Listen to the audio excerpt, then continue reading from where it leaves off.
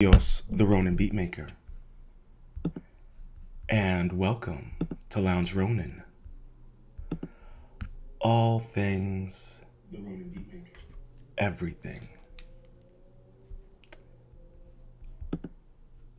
And on this episode, well, before we get into it, make sure, if you're new to the channel, to hit that like button. Subscribe and ring that notification bell. And make sure you leave a comment with some positive, constructive criticism and your thoughts on the show. And on this episode, we're going to discuss the Anunnaki Revealed Part 1.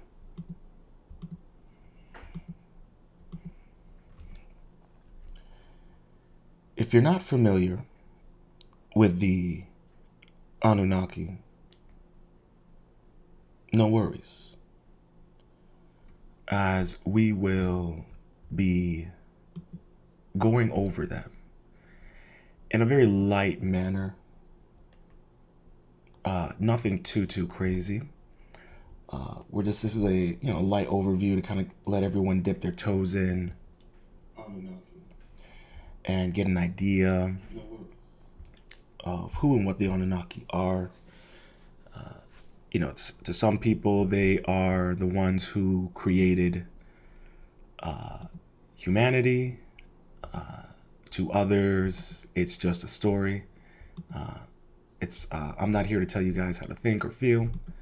I'm here to just present the information and join you guys along for the ride. But without further ado, let's get into it.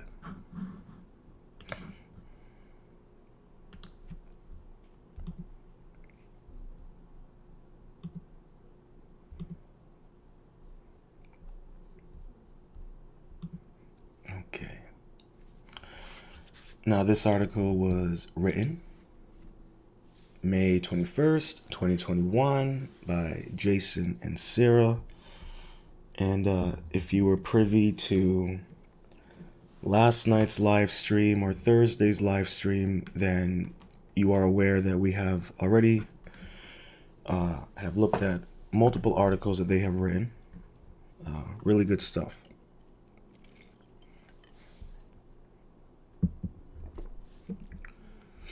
So, Anunnaki Revealed.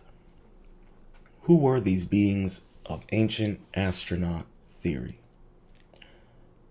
Part 1.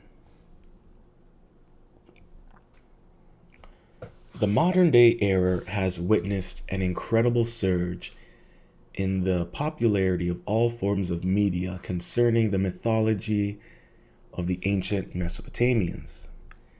Fueling this ever-growing trend are the writings of a number of researchers who propose connections between several Sumerian myth cycles and the theory that the human race was engineered or created by a group of extraterrestrial beings.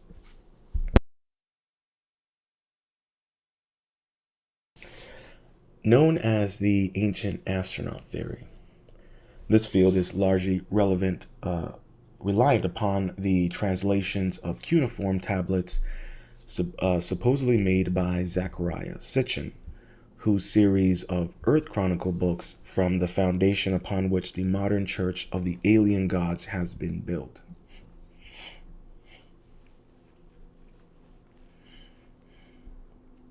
I mean, you can almost argue and say that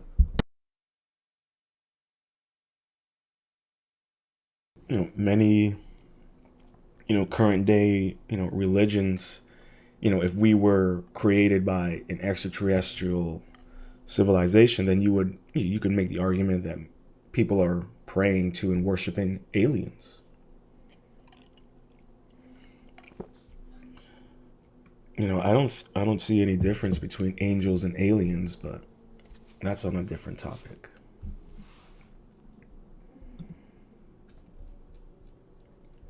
Central to Sitchin's narrative. Well, actually, hold on. Before we jump into the next part of the paragraph, let's learn a little bit about ancient Mesopotamia.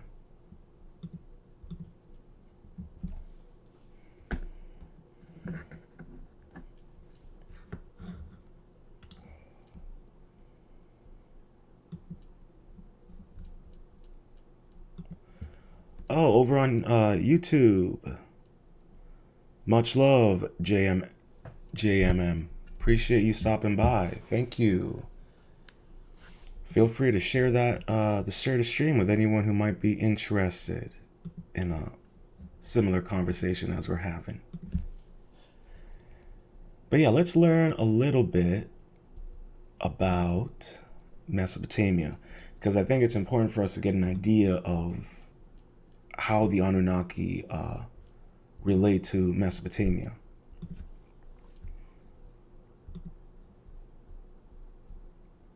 Alrighty. Now, this article is written January 14th, 2021 by Sarah P. Young. Ancient Mesopotamia and the Rise of Civilization. In ancient times, Mesopotamia, meaning land between two rivers, was a vast region that lay between the Tigris and Euphrates river systems, and it is where civilization emerged over 7,000 years ago. The first inhabitants, the Sumerians, established an advanced system writing, spectacular arts and architecture, astronomy, and mathematics. Little known fact, the Sumerians created calculus. But it actually was predated by the Indian culture as well. But I digress. Sorry, getting off topic. The Akkadians would follow the Sumerians, borrowing from their culture, producing a new language of their own, and creating the world's first empire. Mesopotamia corresponds to what is now Iraq, Kuwait, eastern Syria, southeast Turkey, and parts of the Turkish, Syrian, and Iran-Iraq borders. The region encompassed some of what is known by historians as the Fertile Crescent. The conditions in the Fertile Crescent, which also includes the Levantine coast, the Iranian-Iraqi modern border, and significant ancient sites such as Göbekli Tepe and Jericho, made it ideal for agriculture.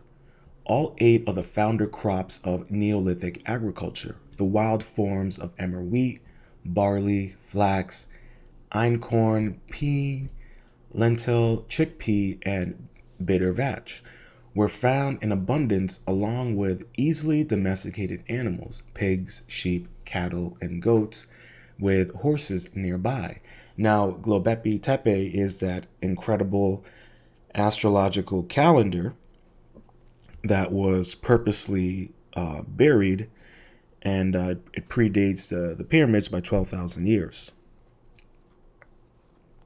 or older. I could be getting my numbers wrong. Feel free to correct me.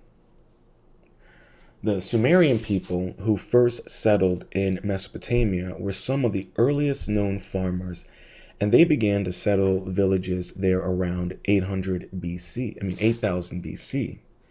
From humble origins, the settlement blossomed into the earliest large-scale civilizations. The Mesopotamian legacy includes organized government and religion, strategic warfare, the basics method of telling time we still use today, and literature.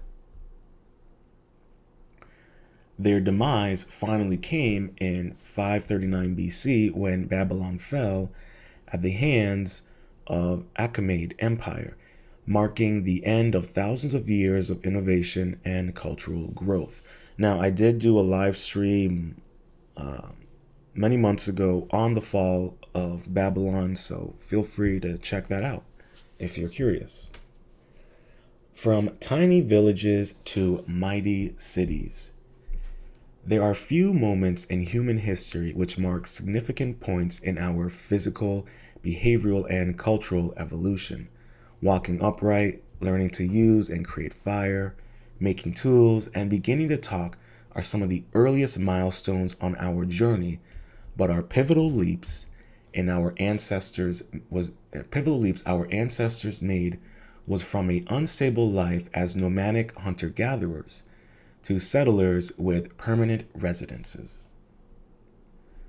And here we have a picture of restored ruins in ancient Babylon, Mesopotamia. The conditions in the region were the perfect melting pot for this change. The number and the kinds of animals in Mesopotamia meant that people did not have to follow herds of steppe animals as they migrated. The cereals, grains, and legumes in the Fertile Crescent could be harvested in enough numbers that could be stored to provide subsistence over the harsh winter months. This lifestyle both required and enabled the building of more permanent structures. Caches to store grains and shelter for domesticated animals were needed, and housing followed suit. As animals and crops were domesticated, harvests grew and the number of people that could be supported also increased. Villages joined or expanded naturally, and over time they grew into cities. Developing cultures. Mesopotamia was not the first society with a distinct culture. The people of the European Upper Paleolithic produced exquisite artwork such as painted caves, carved venue figurines, and personal ornamentation such as pierced ivory beads. With extra time on their hands, the culture and skills in Mesopotamia were able to develop further than ever before, reaching new heights. While the Venus figurines of the European Upper Paleolithic are relatively simplistic, statues and carvings produced in Mesopotamia were elaborate and exquisitely detailed. A collection of around 27 statues depicting Gudea, a ruler of an ancient Mesopotamian city, has been found in the south of the region.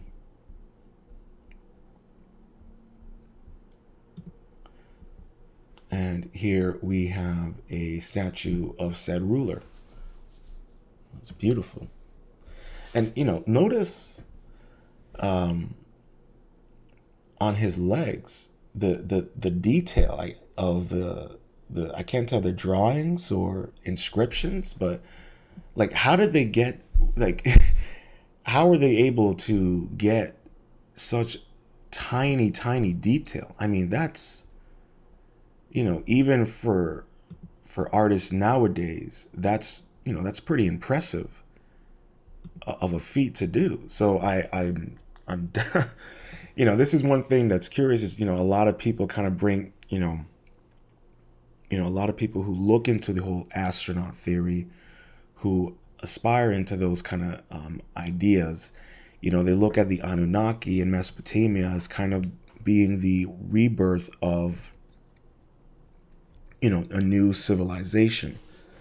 And if you listen to my live streams from yesterday when we were talking about the giants of North America, then, you'll know that I was, this idea of these vast global civilizations and these resets are highly apparent. And I would speculate and guess that the Mesopotamian civilization was most likely, recreated after another global reset, under the guise of, Enki and Enlil.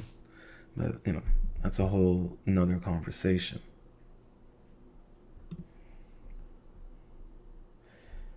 They are realistic representations of a real person, with details such as a draped fabric of his outfit showing the skilled Mesopotamian carvers. Mesopotamian art is compared to that of ancient Egypt for its intricacies and grandeur, with beautifully carved and cylindrical seals, and the Uruk vase being just two examples of the art people were exposed to on a daily basis. And here's that said vase. The original Uruk vase, dated to 32,000 to 3000 BC, Mesopotamia. It's truly beautiful.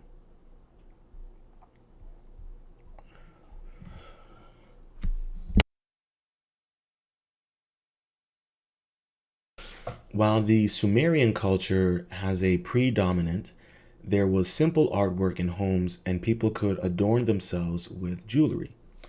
After Mesopotamia was conquered by the Assyrians, it became massively wealthy. Large-scale public artworks were created, and they were known in particular for carved stone reliefs depicting scenes from wars or hunting.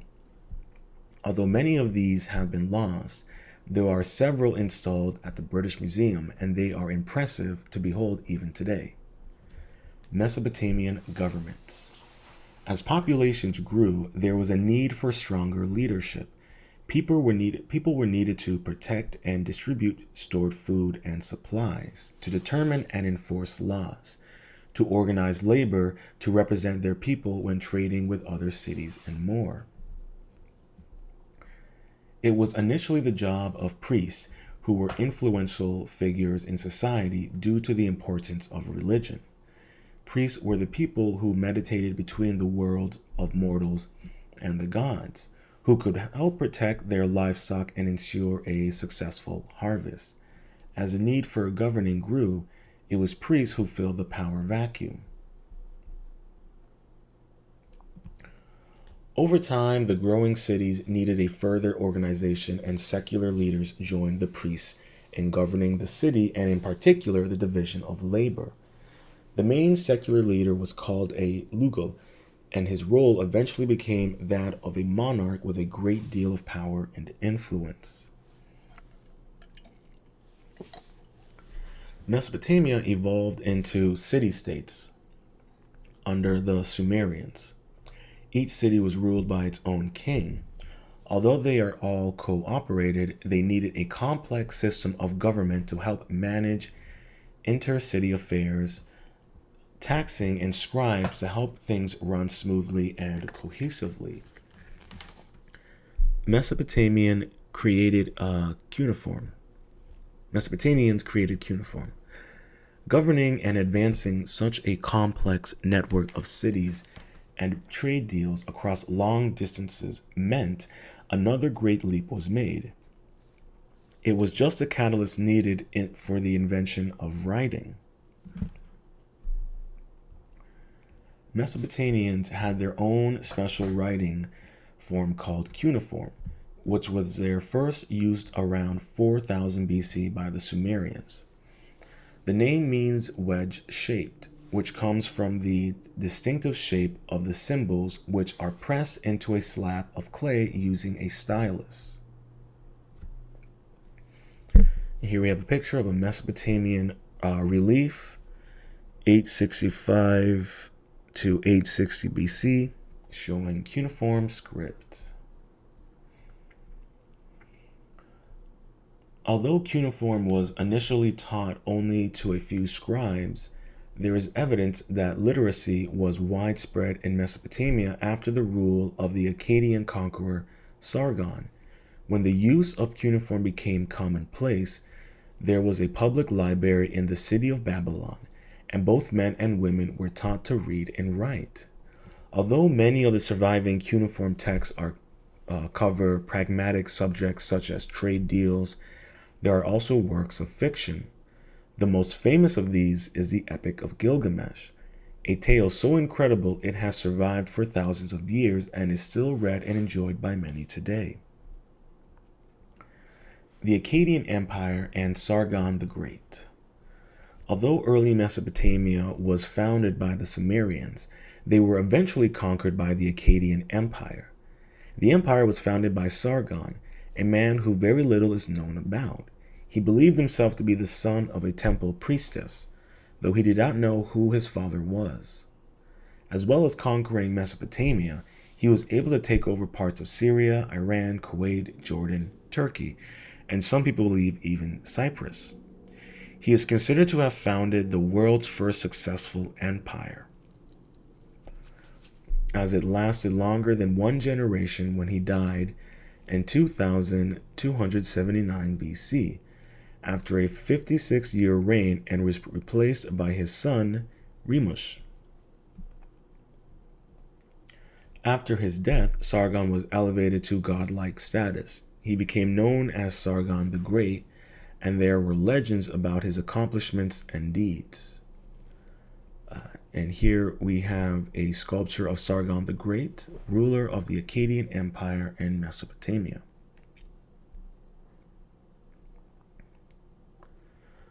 The crown passed to Rimush, to his brother Mani-Yutsu, and then to Mani-Yutsu's son, Naram-Sin. Naram-Sin died 110 years after his grandfather first ascended the throne, and his death marked the end of the first true dynastic empire, which fell to the Amorites as a result of unrest and famine. Under the Akkadians, Mesopotamia had achieved many significant things. There were roads built between cities, and postal systems were implemented as a result of greater levels of literacy and ties between cities, and there were improvements in farming techniques. Riches were gained, rebellions were crushed, and spectacular buildings like the Ishtar Temple and Nineveh were constructed. The Akkadians helped push Mesopotamian culture from interesting to legendary. Mesopotamian law, an eye for an eye, and Amorite rule. Another thing Mesopotamia established was codes of law. The Amorite king Hammurabi officially instigated his code of law in 1772 BC. The laws were designed to encompass all the people in Mesopotamia. They were so varied in their lifestyles and beliefs that it was crucial the law code was simple, specific, and easy to interpret. The same laws had to be understood and followed by the housewives in large, well-off cities, as well as farmers tolling the villages. The most famous of the laws in Hammurabi's codes is the principle of an eye for an eye, which was at the time a literal law. Designed to prevent physical fighting, anyone who injured another person in a fight would be disfigured or even killed for their crime. People from different parts of Mesopotamia had been fighting among themselves for hundreds of years, and the law was so intended to put an end to the blood feuds which were causing problems in some parts of Mesopotamia. Although the punishments in the code of law seem barbaric, Hammurabi also established the principle that a person was innocent until proven guilty. So, we can credit, the Mesopotamians with some of our foundations of our own laws in Western society. Or I should say, in all societies, modern day. The Assyrian Empire. The Assyrian Empire is considered by many historians and archaeologists to be the greatest of the Mesopotamian empires. It was massive, bureaucratically efficient, and dominant on the battlefield. It had roots in northern Mesopotamia, in the city of Ashur. Ruins unearthed at the site suggest the city was founded in around 1900 BC, but the location was probably inhabited for a long time before this. The city was a thriving center of trade and wealth accumulated meant the city was a powerful force and able to expand. And here we have a picture of the ancient city of Ashur in Mesopotamia, which is in modern-day Iraq.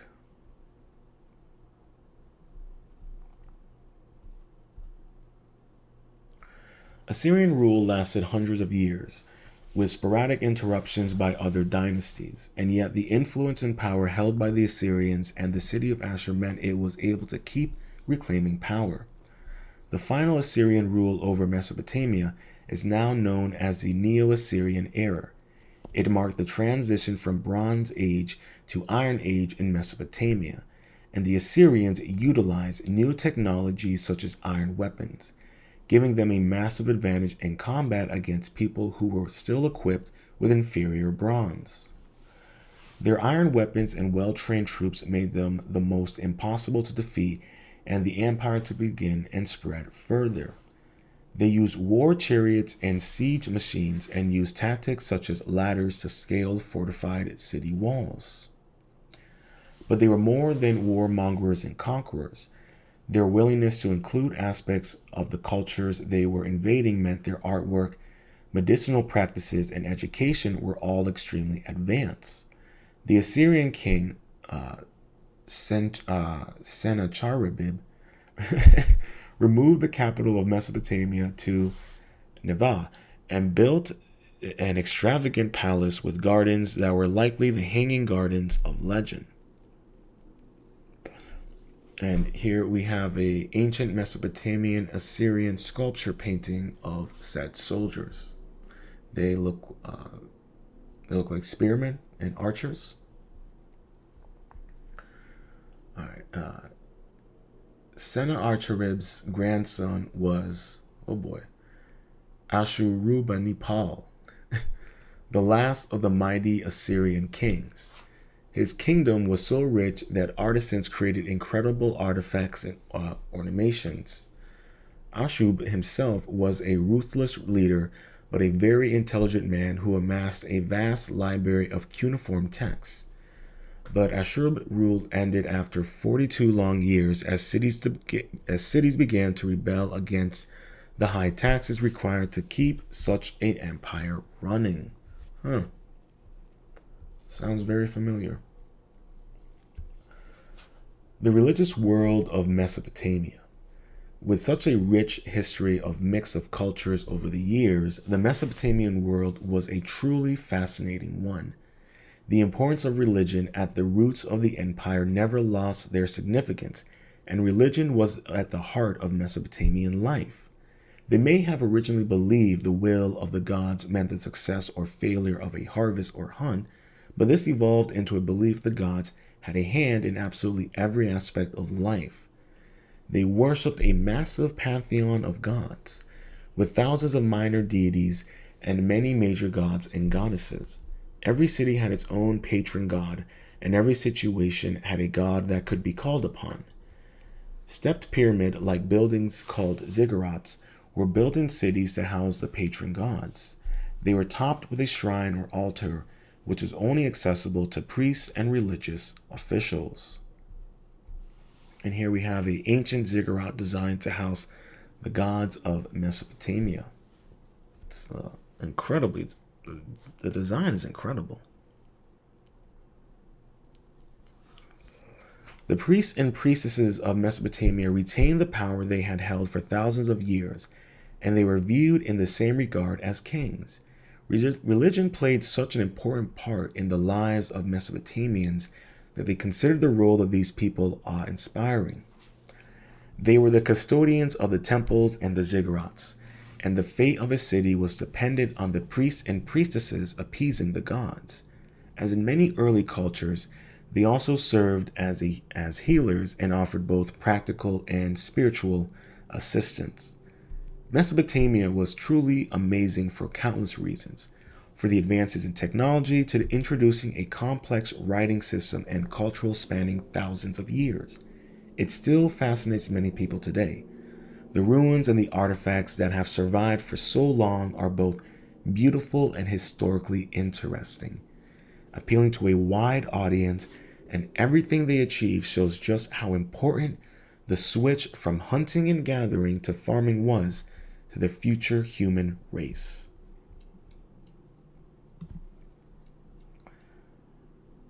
So, we have to kind of look at Mesopotamia as really being, I would consider one of the birthplaces of the post-dynastic races. And, the idea of how did they go from hunters and gatherers to such an advanced form of lifestyle in such a quick time period is something to be investigated. And many would argue that the Anunnaki play a substantial role in that.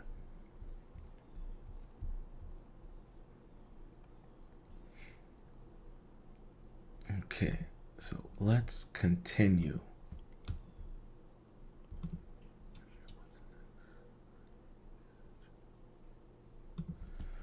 All right, central to Sitchin's narrative is a group of mythical beings known as the Anunnaki, whom he claimed crossed their own DNA with that of Homo erectus in order to create mankind, for the purpose of using humans as slaves to mine gold and other minerals.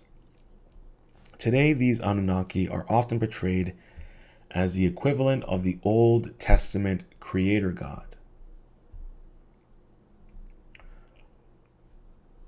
So, I don't know how many of you guys are aware of Zecharia Sitchin, but he's an interesting fellow, and I think it's important for everyone and for everyone listening to get a little idea of who he is and exactly why he's important to this whole conversation, and at the exact same time why he is also controversial. All right, this was written January 15th, 2018. Zecharia Sitchin and the Mistranslation of Sumerian Texts. In a previous two-part article, the authors wrote about the faulty accusations of the Sumerian deities known as the Anunnaki as they are portrayed in books, television series, and other media which promotes ancient astronaut theory. The article traced the portrayal of the Anunnaki popularized by AAT back to Zecharia Sitchin's Earth Chronicles books series and pointed out that Sitchin's version of the Anunnaki appeared nowhere in ancient Sumerian literature.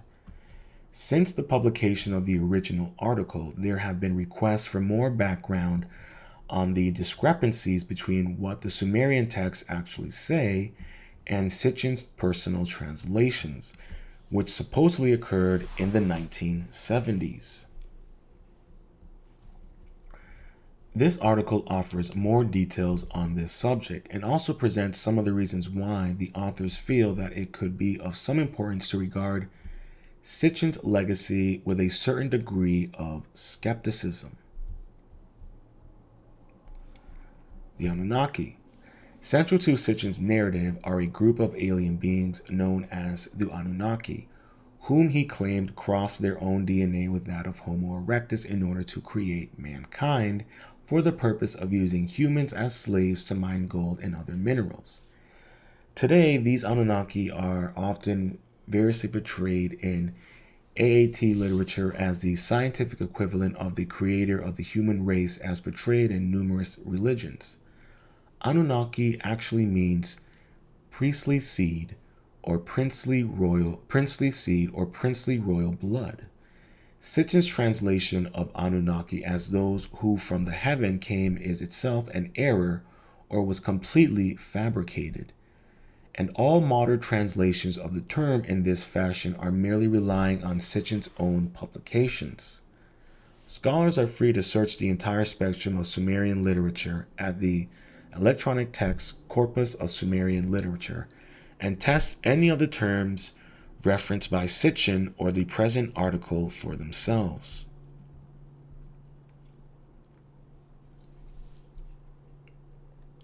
And here we have a picture of 4 copper alloy statuettes dating to 2130 BC, depicting 4 ancient Mesopotamian gods wearing characteristic horned crowns.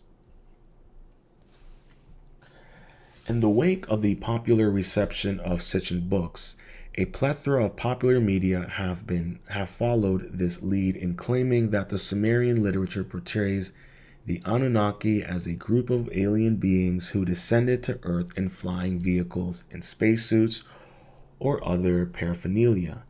There is no such depiction of the Anunnaki in the Sumerian texts. In fact, the closest match to these portrayals is a description in the Enuma, the gods whom conceived in the sky. The Anunnaki are never depicted as alien space gods in Sumerian art or iconography. And those symbols, which Sitchin's legacy has led many to believe represent them, actually refer to other deities.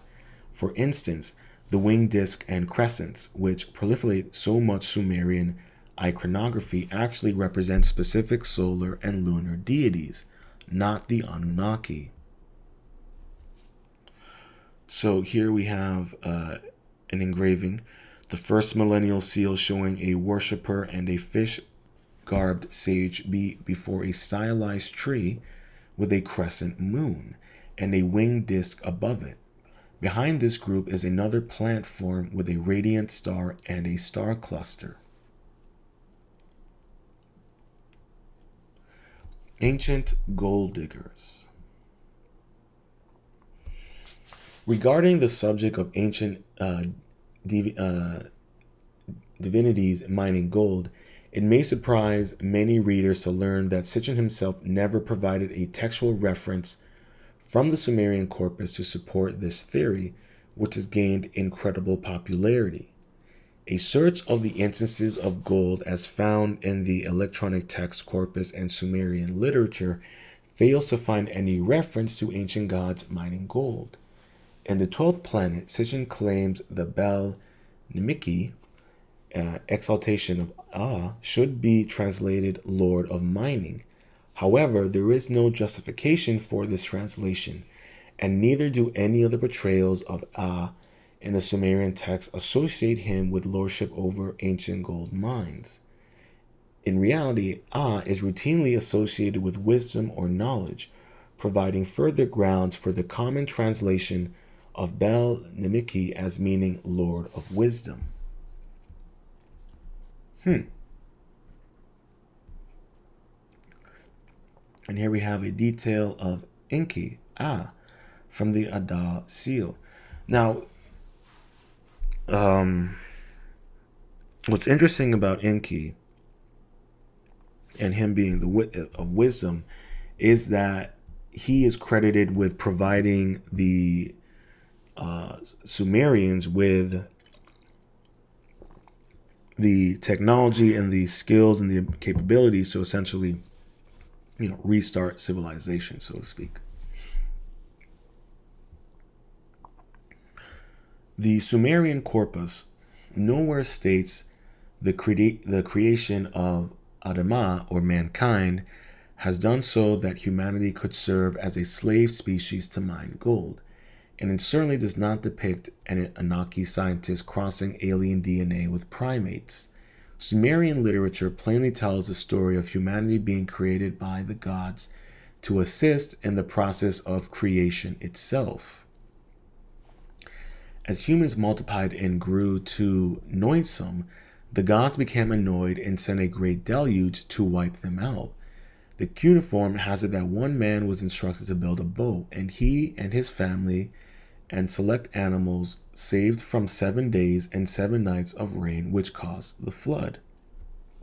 Now, the flood story is depicted in many various ancient cultures and civilizations. The man Manu in Hindu texts, is a guy who survived the Great Flood, and that's the Hindu version of it. I did a live stream covering that. God, what was the name of that episode? I'm not sure I don't remember if it was the one about the pyramids being built by giants. Could be the dynastic races. I'm not sure which one. I can't think of it off the top of my head. Okay, my reboot. According to Sitchin, the purpose of obtaining gold from Earth was to save the planet Nibiru, a planet from beyond Pluto, which travels through our solar system every 3,600 years. Dr. Michael S. Heiser, a PhD, Hebrew Bible and Ancient Semitic Languages, University of Wisconsin-Madison, has written a paper on the subject of Nibiru as it actually appears in cuneiform texts, which illuminates the actual ancient context and usage of the term considerably, drawing on the work of several experts, including the esteemed Sumerian scholar Benno Latzberger, and also utilizing the Chicago Assyrian Dictionary, Heiser analyzed all the known cuneiform texts that mention Nibiru. He found that the term is only used in astronomical or deific contexts to refer to four subjects: the planet Jupiter, the planet Mercury, the god Marduk, and a star. While acknowledging that this foretold application of the word does cause some confusion among scholars, Heiser points out one thing is certain from the text: Nibiru is never identified as a planet beyond Pluto.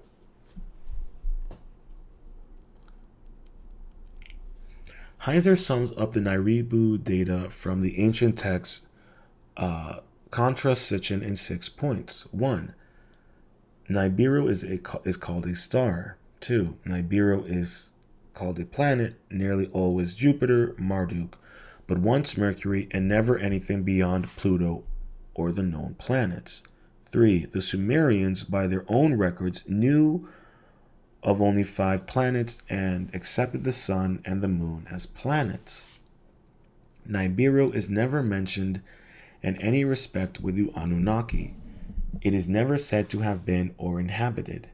5. Nibiru is both a fixed star in some relationship to constellations. Whether a member or just in proximity is unknown.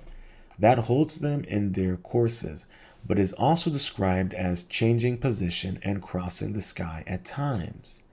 6. Nibiru was never seen every year, which demolishes Sitchin's view of a 3,600-year cycle for it. Sitchin's claim that the Sumerians had extensive knowledge of the solar system is incompatible with the system of cosmoastronomy recorded by the Sumerians themselves. While the texts do not associate particular planets with certain deities, the cuneiform never actually mentions more than 7 planetary bodies, counting the sun and moon. For example, the 2 Malapin tablets date the rising of 36 fixed stars, as well as the paths of Venus, Jupiter, Mars, Saturn, Mercury, and the Sun. And here we have an engraving of the cylinder seal used as evidence by Sitchin. In the 12th planet, Sitchin cites cylinder seal VA243 in the collection of the it's a museum in Berlin. Whew, that's a tongue twister right there. As evidence that the Sumerians had acquired extensive knowledge of the solar system from extraterrestrials. The seal has since become famous among proponents of Sitchin's theories and has sent numerous researchers on a quest around the world to discover similar works. Sitchin claims that a symbolic image in the upper left of the seal represents the sun and 11 planetary bodies, thus affirming his 12th planet scenario. The image is of a central circular globe enclosed within a 6-rayed star surrounded by 11 small dots. However, as Heiser points out, 4 celestial objects with 6, 7, and 8 points in Sumerian art always represent stars distinct from our local sun. The Sumerians actually represented the local sun and the solar deity Utu or Shamash with one of the symbols, either a circle with 4 arms between which emanated 4 waves, or the solar winged disk. Neither of these symbols appeared on VA243. Furthermore, Sumerian art is replete with examples when the true symbol of the sun appears alongside the 6, 7, or 8-rayed symbol for star that does appear on VA243, demonstrating that the solar and stellar symbols were not interchangeable in the Sumerian cosmos. It has been suggested that VA243 may actually represent an offering being made to a fertility deity. This could be supported by the interpretation of the seal, which reads, Dupsiga Ili Elat, you're his servant. In fact, there are hundreds of cylinder seals similar to VA243 known as offering seals, which feature a 6, 7, or 8 rayed star symbol above the heads of the deities in order to distinguish them from mortals in the imagery.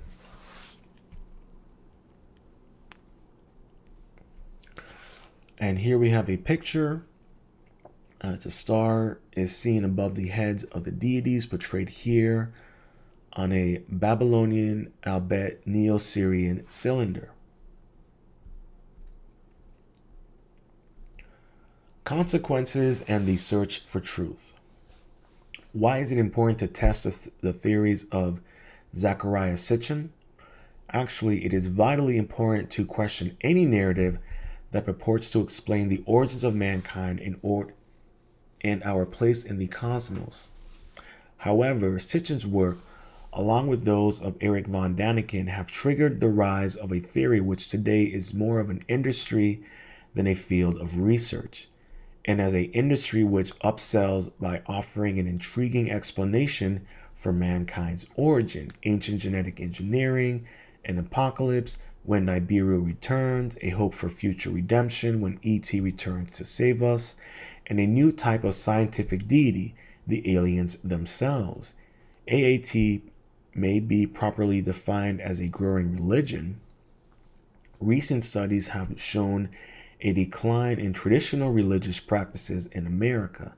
A survey conducted in 2014 demonstrated that 35% of people born between 1981 and 1996 consider themselves to have no religious affiliation.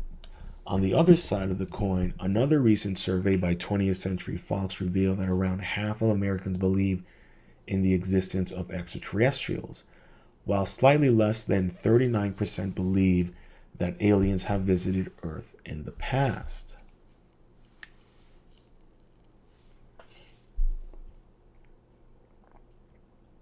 And I would say, especially now in 2023, people are less so religious, and they have replaced worshiping of various types of religion with worshiping the state, with worshiping ideologies, and even now with the various UAP subcommittees and hearings that are going on, whether or not it's true or not, whether it's a psyop or not, I'm not here for that. That I'll let you make up that own decision of your mind. But even in some of the stuff that they're saying here, whether it's regards to Zecharia Sitchin or Erich von Däniken, I mean, there is other texts out there that kind of reaffirm some of the things that Zecharia Sitchin and Erich von Däniken have said. And that's part of the reason why I wanted to bring up this article, so that we kind of get an idea of both sides of the coin when it involves Anunnaki and the true origins and what have you. But I did not know, I knew about the ancient astronaut theory. I just didn't know that people were looking at it as a religion, which is very interesting and also very telling. But, I think we to me, what I find really entertaining about this is, if you caught yesterday's stream, and we were talking about, the giants of North America and all the evidence that confirm their existence, you have at the exact same time the same institutions that have investigated those burial mounds, that have investigated and documented these giant bones, will also at the exact same time discredit their own research. And I'm not saying that that's what's going on here. I know there's a lot of controversies with Zecharia Sitchin and Erich von Däniken, but at the exact same time, other areas of interest confirm some of their theories and speculations. But like I said, I'm not here to tell you whether or not they are correct, who's wrong or right, but it's just something to keep in mind as we move forward.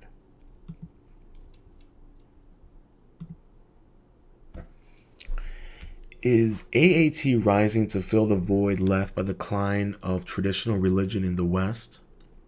It is probably for some, which is unfortunate considering that AAT itself can be demonstrated as being repellent with all the faults usually associated with establishment religion, such as relying on mistranslations of ancient texts, being based upon the fantasies of writers, and using divine or religious symbols and stories to promote a capitalistic endeavor, marketing. How can free thinkers continue to fall to regard newly emerging paradigms with the same critical eye with which we view those of the past? And that is a very good point. And that's kind of what I was saying earlier. Another reason why AAT should be regarded with a healthy degree of skepticism is that it has emerged to become a universal X factor to explain many of the very real mysteries of humanity's past. Today, there are various AAT for audiences of all stripes, as the aliens become interchangeable with fallen angels, the Nephilim, etc. As such, ancient genetic tampering and ancient aliens are becoming envelopes used to explain archaeoastronomy, artificially elonged crania, ancient megalithic structures, advanced metallurgy, very large or otherwise anomalous skeletal remains, and virtually anything interesting left behind by ancient humans. Since the need to write about an X factor has grown to the point of encompassing totality of history, it can only lead researchers to overlook the very real human element, which gave birth to the ancient world. As such, the author suggests that future independent researchers who inquire into ancient mysteries begin looking around here on Earth for answers before looking to the stars.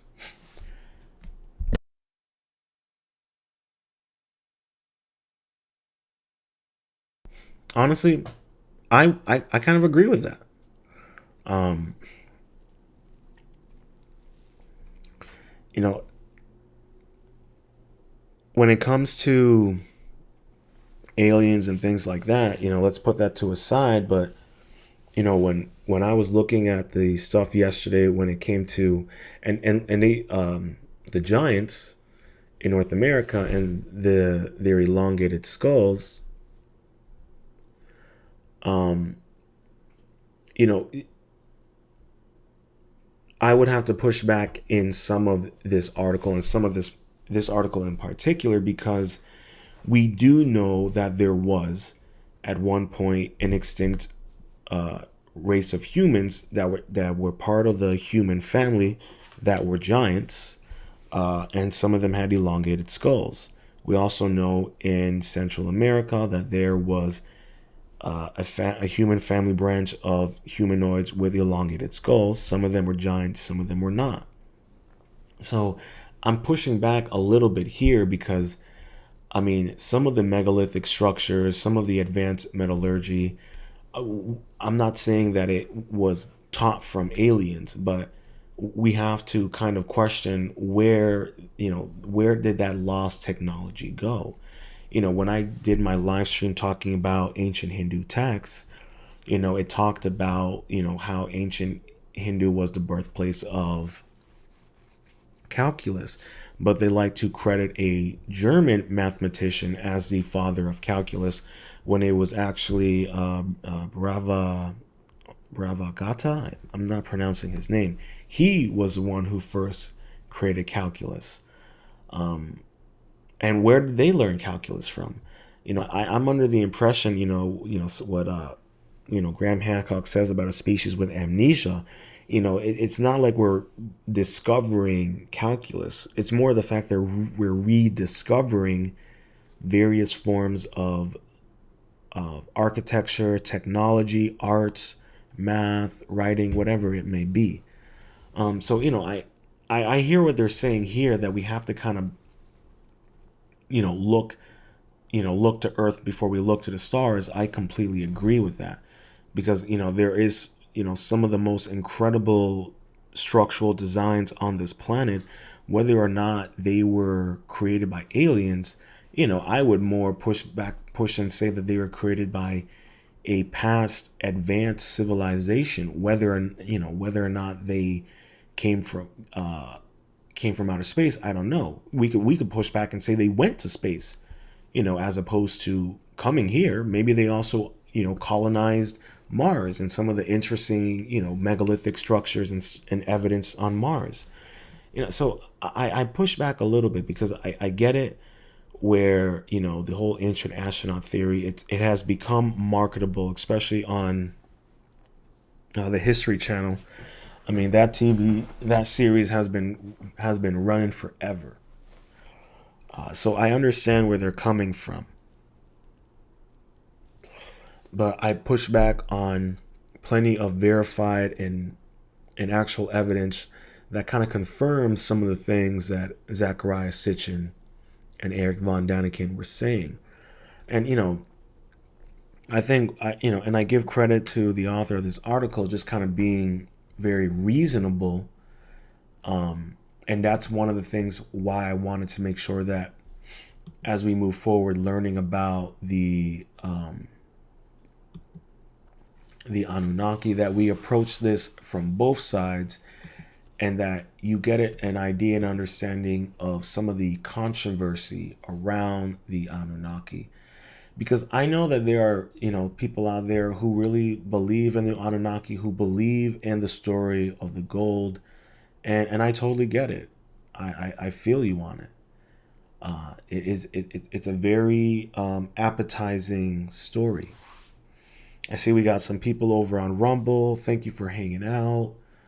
Please hit that like button. It would be greatly appreciated. Thank you very much for taking some time out of your Sunday on the first day of October.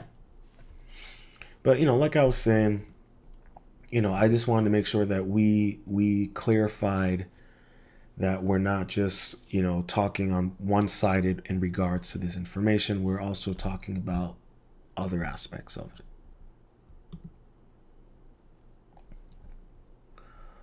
All right. So let's continue.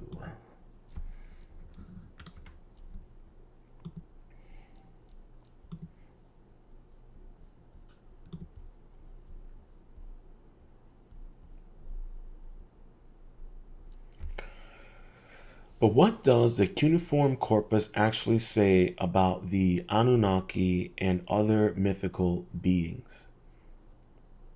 How does this version of these beings and their activities presented in ancient astronaut media compare with how they are truly represented in the ancient world?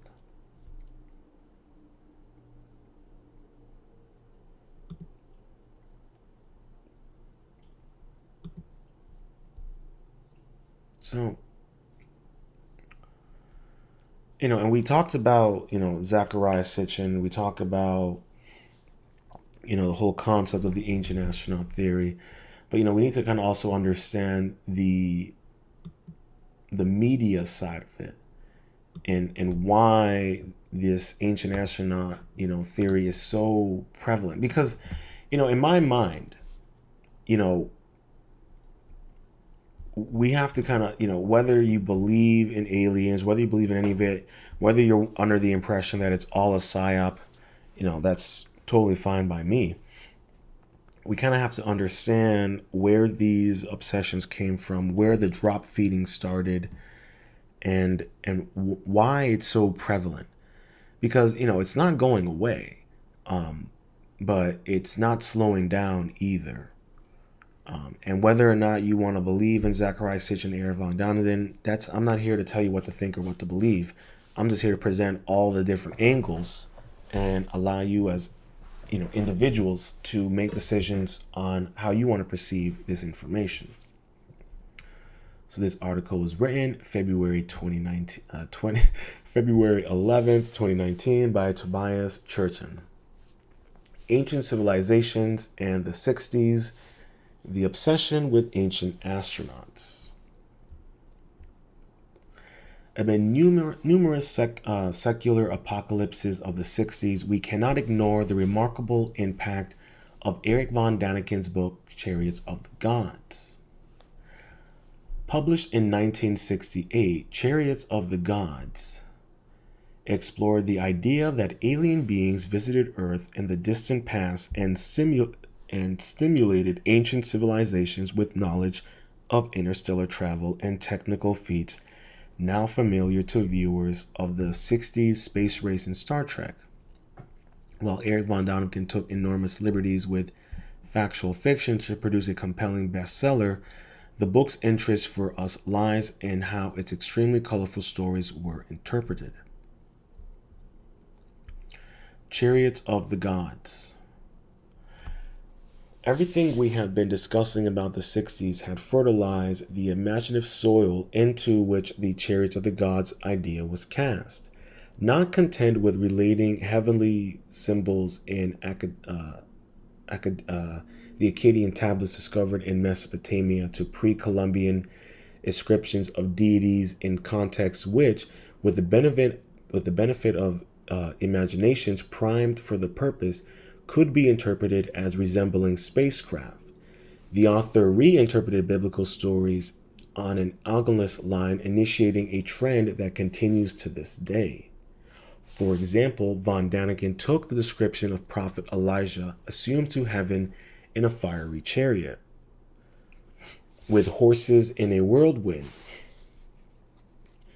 as the way a 9th century BC individual would describe a flying saucer, or like descending to Earth and even abducting a human being for being out of this world. And here is the nub of our point.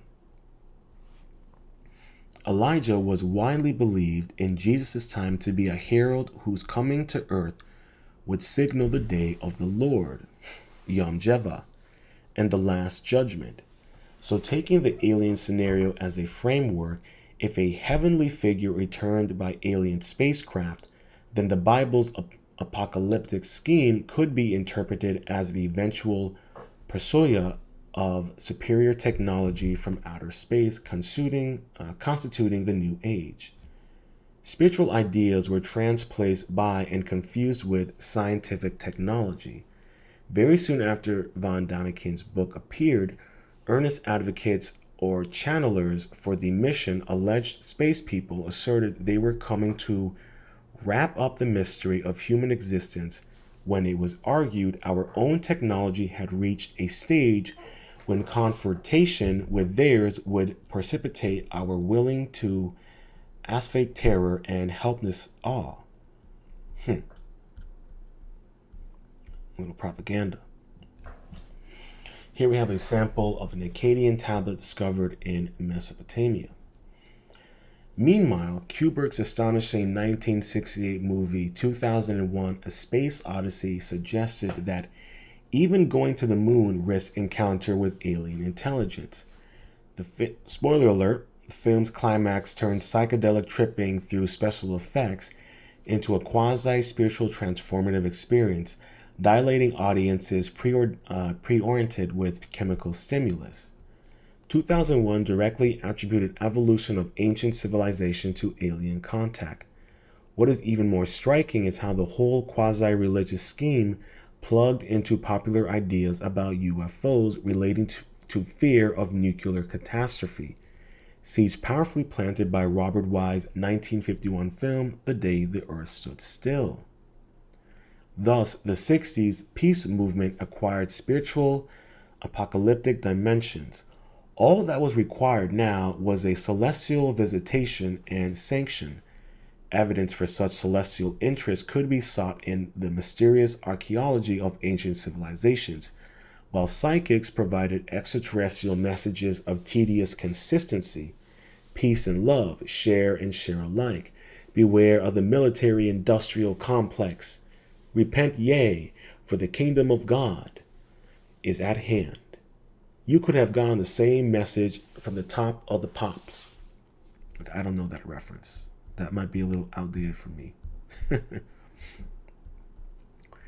Alien role in human civilization. The issue alleged alien role in human civilization was compounded by a prevalent suspicion that the Earth's destiny was being secretly directed by supposed hidden masters in the U.S. Well, we know that's true. So we know that's true. Don't stop the cap here on that one, okay? We know that's true. Generally identified with the secret government, actually positioned the secret takeover of government agencies by aliens indistinguishable from human authorities, aka communists. How's that for calculated paranoia? Well, it's not paranoia. That literally happened. That's the United States government right now. But I'm not gonna get into that right now. I don't want to go off into that rant, into a Rōnin rant of politics. But anyways, suspicion that the government actually knew about aliens but wasn't telling us fed directly into popular Belgian children visual storyteller Herg's next project, his penultimate Tintin adventure. Okay, I see what they were saying here. Well, I mean, it kind of coincides with what's going on now, like I was saying earlier, with the committees on UFOs and UAPs. You know, Bob Lazar, Jeremy Corbellin. I can't think of the other guy's name. I apologize. Interesting. I well recall, aged 8, seizing the fresh copy of this book in late 1968 from the shelves of the rather magical Victorian Athenaeum Private Library in Melbourne, Australia, which my family used to visit on Friday nights, unaware that a launch party for the book in Paris in May of that year was prevented by the epoch marketing events of Parisian students taking to the streets in the name of revolution and anti-Gaullism. Interesting. Herg's story has Tintin diverted by criminals to an island south of Indonesia where he accidentally uncovers underground primitive temples whose enormous stone figures strongly resemble astronauts. Tintin starts receiving telepathic messages that draw him further into the labyrinth. Eventually, he encounters a secret scientist, Mick Kan-Rakitoff, apparently a freelance UFO scientist enthusiast from the magazine Space Week, who is in a mental communication with aliens and who explains how ancient people of the island worship extraterrestrials as gods. Okay, now they're just trying to make a mockery of us. Now they're insulting us. Oh, that's funny. Here we have a cylinder seal of ancient astronauts. Proponents suggest that aliens came to Earth long ago, citing artifacts such as this cylinder seal. At the adventure's climax, Tintin and friends are lifted from the exploding island by a flying saucer summoned by Kan-Rakitoff telepathically. The catch is that everybody but Kan-Rakitoff is memorized into forgetting the experience entirely, thus leaving the question open in chiefly young readers' minds. It's all very effective, and one might have thought Eric von Daniken might have had a copyright issue with Herg's team in Belgium. Shots fired. Herg's biggest influence, however, seems to have been Robert Taruch's The Book of Betrayed Secrets, whose account of ancient astronauts identified with the Watcher Angels are descended to Earth to mate with human women in the apocalyptic Book of Enoch influenced Van Daniken to such an extent that Taruch's publisher suggested plagiarism to Von Daniken in March 1968. Sheriff's name would appear in the bibliography of subsequent editions. Interesting. Interestingly, Schraub's background was in science fiction writing, and the inspiration for his ancient astronaut comes from an authentic apocalyptic source, the Book of Enoch's extrapolation of an account of Nephilim in Genesis 6:1-4, combined with burgeoning scientific expeditions of space travel elaborated in mythologizing fiction. It should be appreciated that for many in the post-war world, To enter into space was already to encroach on the heavens, formerly the territory of angels and their subordinates, traditionally and still widely believed to govern the planetary and stellar systems. John Hoppy Hopkins and the London Free School. The 60s saw the birth of another influential way of looking at spiritual significance of ancient civilizations. Cambridge graduate John Hopkins, 1937 to 2015, could have enjoyed a career as a nuclear physicist, but instead chose photography as a way of getting to grips with the real world and its inhabitants. Entering the London scene on New Year's Day 1960, by 1965, Hoppy had become a kind of a one-man internet, compiling through his many contacts encountered on his varied photography assignments details of anyone who appeared to be doing anything. And the fecund world of London art and music scene. Making a stencil copy of the list, he distributed it to all the names included, thus creating a dynamic context for communication and knowledge, as well as a sense of belonging and common purpose. This was the science in him, which made him a practical problem solver as well as a person who could express his genuine enthusiasm openly. Expressed by something positively, Hoppy would say, "Wow," and that meant what it said. For our purposes, wow meant the first manifestation of the counterculture as self-conscious animal. A couple of months after organizing a standing room only poetry event held on June 11th, 1965 at the Ambert Hall in Kensington, West London, playfully titled The International Poetry Incarnation, Hoppy. So I think I can see here, like, using the whole ancient astronaut theory and pushing that at that era as part of the counterculture move. And if you know anything about that era and the counterculture move, you know that a lot of it was initiated by the CIA.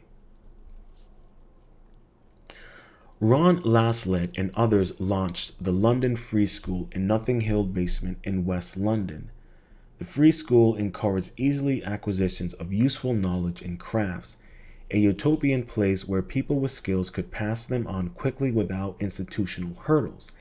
Out of the energy stirred up in the process came the West Indian Showcase, the Notting Hill Carnival, the influential underground magazine International Times, that so enraged the government, and eventually the famous Axle of Psychedelia, the UF Club at 31 Tottenham Court Road, established by Hoppy and Joy Boyd in 1966, which employed the first light shows in rock music. Earlier experiments in light and sound were the Pink Floyd, who played their first benefit show at Notting Hill's All Saints Church to raise money to Free School before becoming regular attraction of the UFO Club. And recent BBC film on the Floyd included an interview where percussionist Nick Mason, who mentioned in passing that you could learn about gnosis at the Free School, this was the word that Storm Sturgeon, 1944 to 2013, the designer of Floyd's second album, A Saucerful Secrets, combined with Hip to produce the trend-leading company of album design, Hipgnosis. Contemporary interest in ancient civilizations. So you can kind of see how this whole idea of like UFOs and ancient civilizations in the 1960s kind of turned into a cultural movement, which I'm surprised about. But I guess at the same time I'm not, because you're kind of looking at it right now with everything going on with UFOs, with the committees, and even with Anunnaki. When we get back to that, this whole idea of it, becoming a cultural movement. It's fascinating.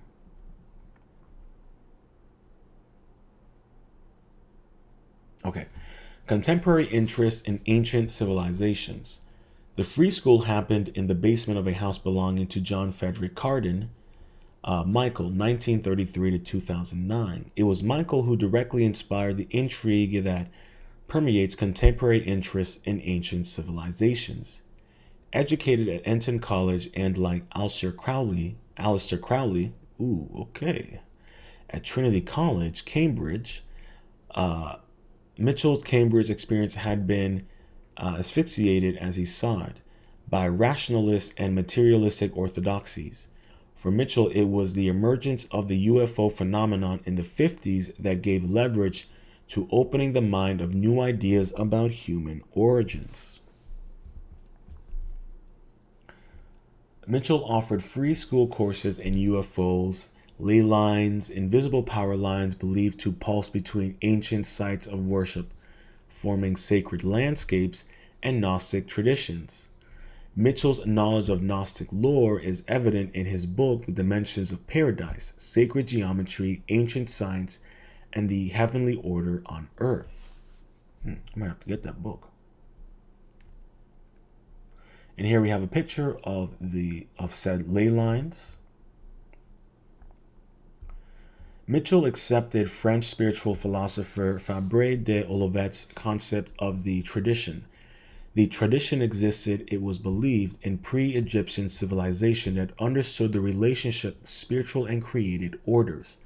Suffering a primordial deformation, it descended to us in fragments locatable as traditional knowledge, in cultures globally and with spiritual inspiration to be recomposed for our transformative times.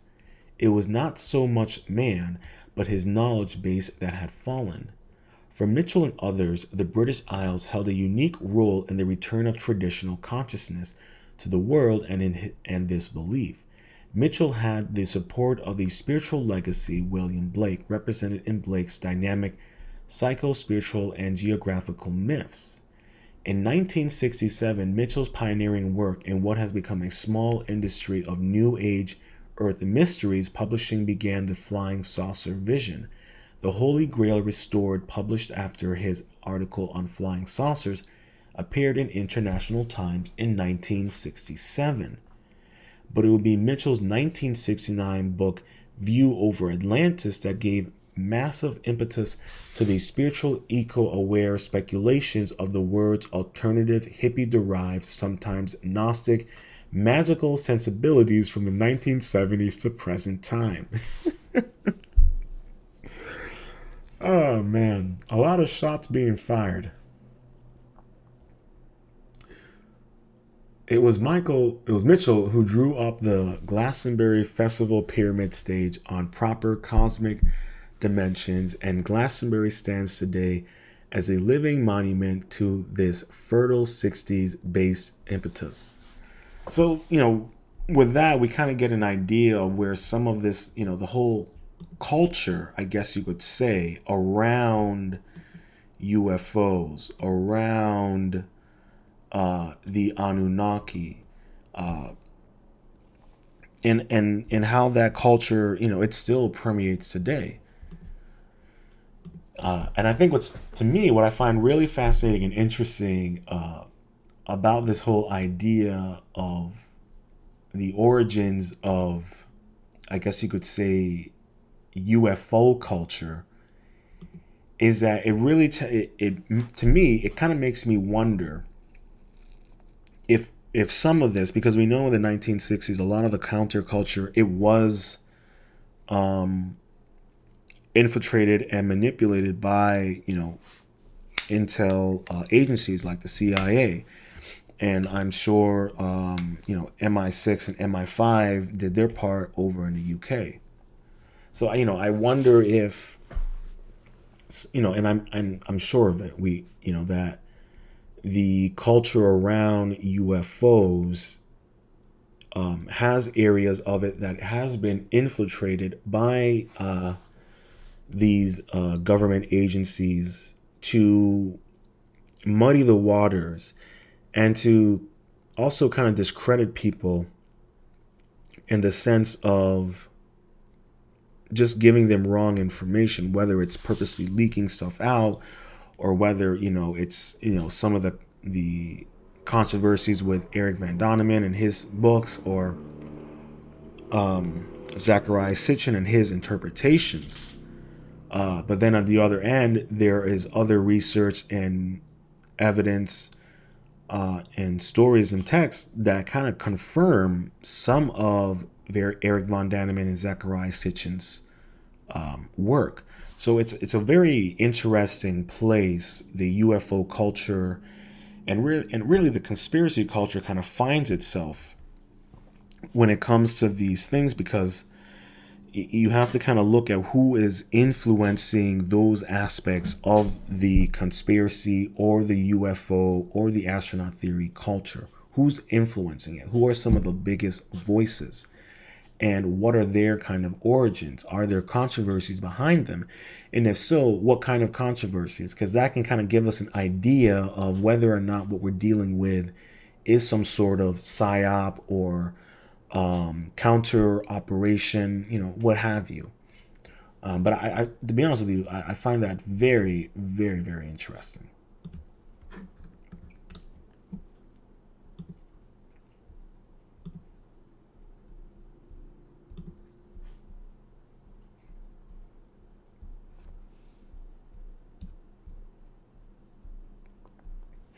Okay. Princely blood. To begin with, the Anunnaki translates to the princely blood or seed of Anu, not those who came down or those who came from the heaven to earth, as many modern sources have claimed. The Anunnaki are the Sumerian deities of the old primordial time, a pantheon of gods who were the children of the sky god Anu and his sister Kai. Significantly, some scholars have come to realize that the Anunnaki should more appropriately be considered demigods or semi-divine beings. Apparently, Anu's sister Kai was not originally considered a deity and was only ascribed the status of a goddess much later in this history of the myth cycle. Here we have a Akkadian cylinder seal dating to the circa of 2300 BC, depicting the deities Inanna, Utu, and Enki, three members of the Anunnaki. As explained by William Clauser, some authorities question whether Kai was regarded as a deity since there is no evidence of a cult, and the name appears only in limited number of Sumerian creation texts. Samuel Noah Kramer identifies Kai with the Sumerian mother goddess Ner-Hurshag and claims that they were originally the same figure. She later developed into the Babylonian and Akkadian goddesses Antu, consort of the god Anu, from Sumerian An. Essentially, this would mean that the Anunnaki were born of a union between a sky god and a mortal female, who was later defined in mythic traditions. So let's learn a little bit about these Sumerian deities.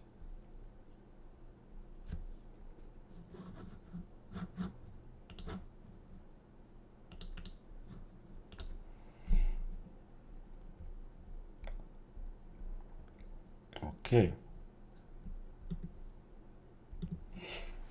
This was written April 27th, 2019. The Sumerian Seven, the top-ranking gods in the Sumerian pantheon. The Sumerian religion was polytheistic in nature, and the Sumerians worshipped a great number of deities. These deities were anthropomorphic beings and were meant to represent the natural forces of the world. Some of these deities also had their counterparts in the religion of other Mesopotamian peoples. It has been estimated that the deities in Sumerian pantheon numbered in the hundreds or even in the thousands. Nevertheless, some gods and goddesses feature more significantly in the religion of Sumer, and thus may be considered to be the main deities in the Sumerian pantheon. So here we have a picture of the Sumerian pantheon of gods. Sumer, a cradle of civilization. The Sumerians were the first known people to settle in Mesopotamia over 7,000 years ago. located in the southernmost part of Mesopotamia between the Tigris and Euphrates rivers, modern-day Iraq. Sumer was often called the cradle of civilization. By the 4th millennium BC, it had established an advanced system writing, spectacular arts in agriculture, astronomy, and mathematics. The Akkadians would follow the Sumerians, borrowing from their culture, producing a new language of their own, and creating the world's first empire. The Sumerians were among the first known cultures to develop many benchmarks that are used to define civilization. They are credited with the establishing codes of law, the plow, the sailboat, and lunar calendar. Oh, really, the plow. Oh. They also developed a numerical system based on the number 60 that is still used to measure seconds in minutes. However, probably the most famous legacy is their writing system. The Sumerians devised one of the earliest writing systems known as cuneiform or wedge-shaped symbols. The tablets were then dried in the sun to preserve the text. Hundreds of thousands of these tablets have survived, providing a window into Sumerian culture, economy, law, literature, politics, and religion. Located in what the ancient Greeks called Mesopotamia, meaning the land between the rivers, Sumer was a collection of city-states or cities that were also independent nations, some of which endured for 3,000 years. Beginning around 3500 BC, the Sumerians began to build walled cities, including the capital of the civilization. Each of these cities contained public buildings, markets, workshops, and advanced water systems, and were surrounded by villages and land for agriculture. Political power originally belonged to the citizens, but as rivalry between the various city-states increased, each adopted the institution of kingship. Each city-state was believed to be under the rule of a local god or goddess, and their temples dominated the town's agriculture. The Sumerians believed that their gods were responsible for all matters pertaining to the natural and social orders. An, the first Sumerian lord of the heavens. The most important god in the Sumerian pantheon is An, also named as Anu to the Akkadians. An was believed to be a sky god and was initially regarded to be the lord of the heavens, or the supreme deity of the Sumerian pantheon. Later on, An's leadership role was either shared or taken over by other gods. Nevertheless, he retained his importance and continued to be revered. For example, when other deities rose to prominence, they are said to have received the Anutu, which may be translated as the An power, thus showing that Anu's exalted status was maintained even though he had been replaced by another god as a supreme deity. Here we have a statue of a Sumerian male worshiper, 2750 to 2600 BC. Enlil, second Sumerian king of the gods.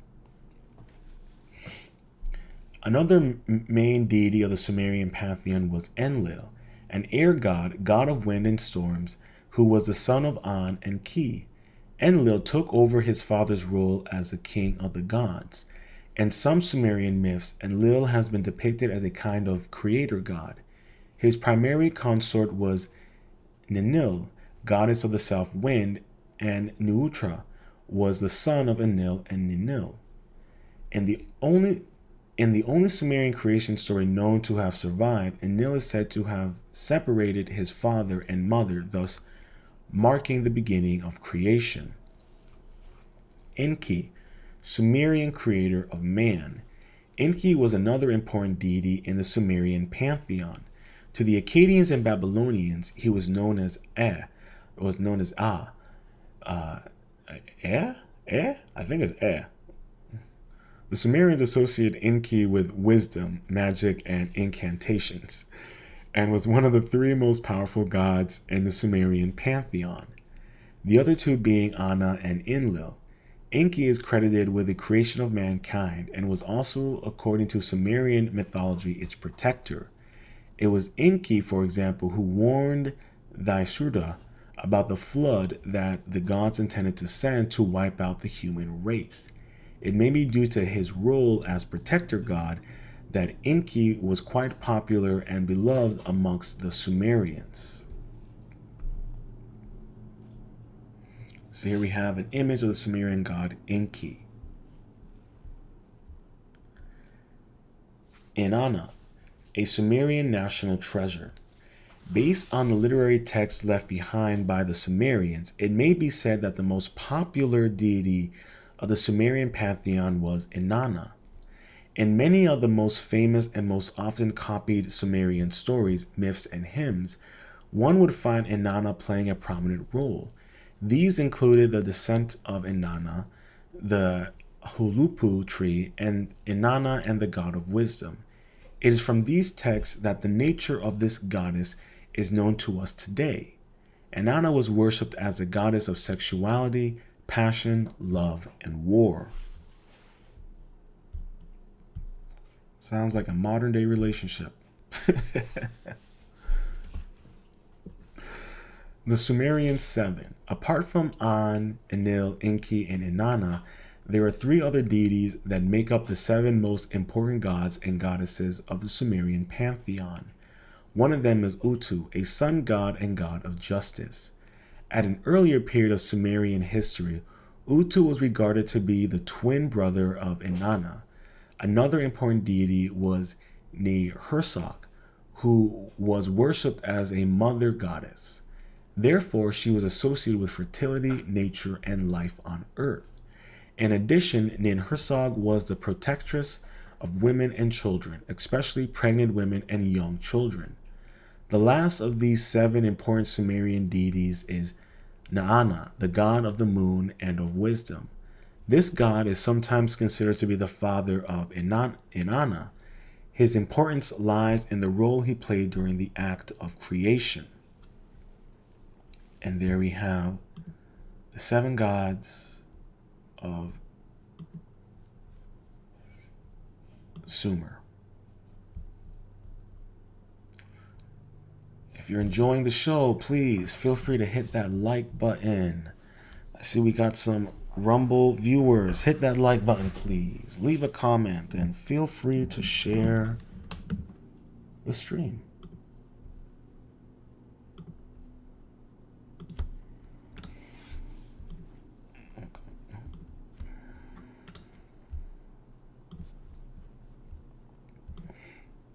Okay.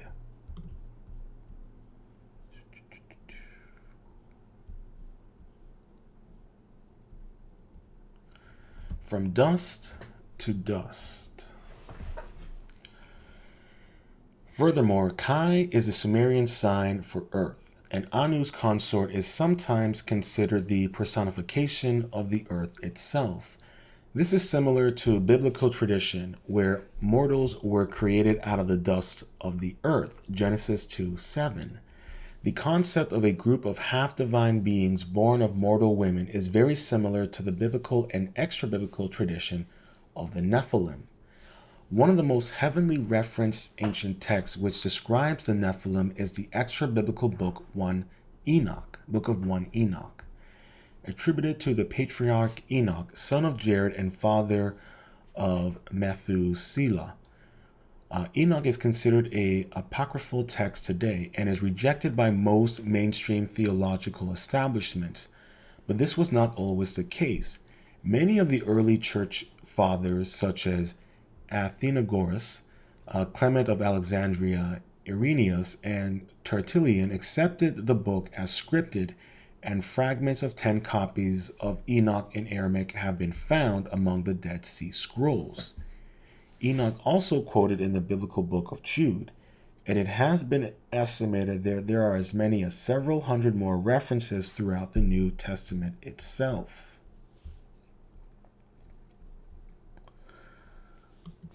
So let us dive in a little bit onto the Nephilim, and then we're going to dive into the Dead Sea Scrolls.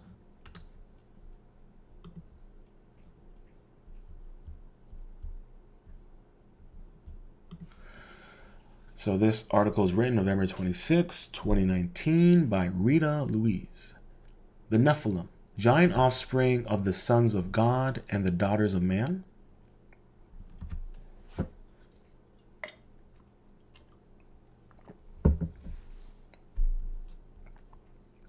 Who were the Nephilim? The word Nephilim appears twice in the Old Testament of the Bible.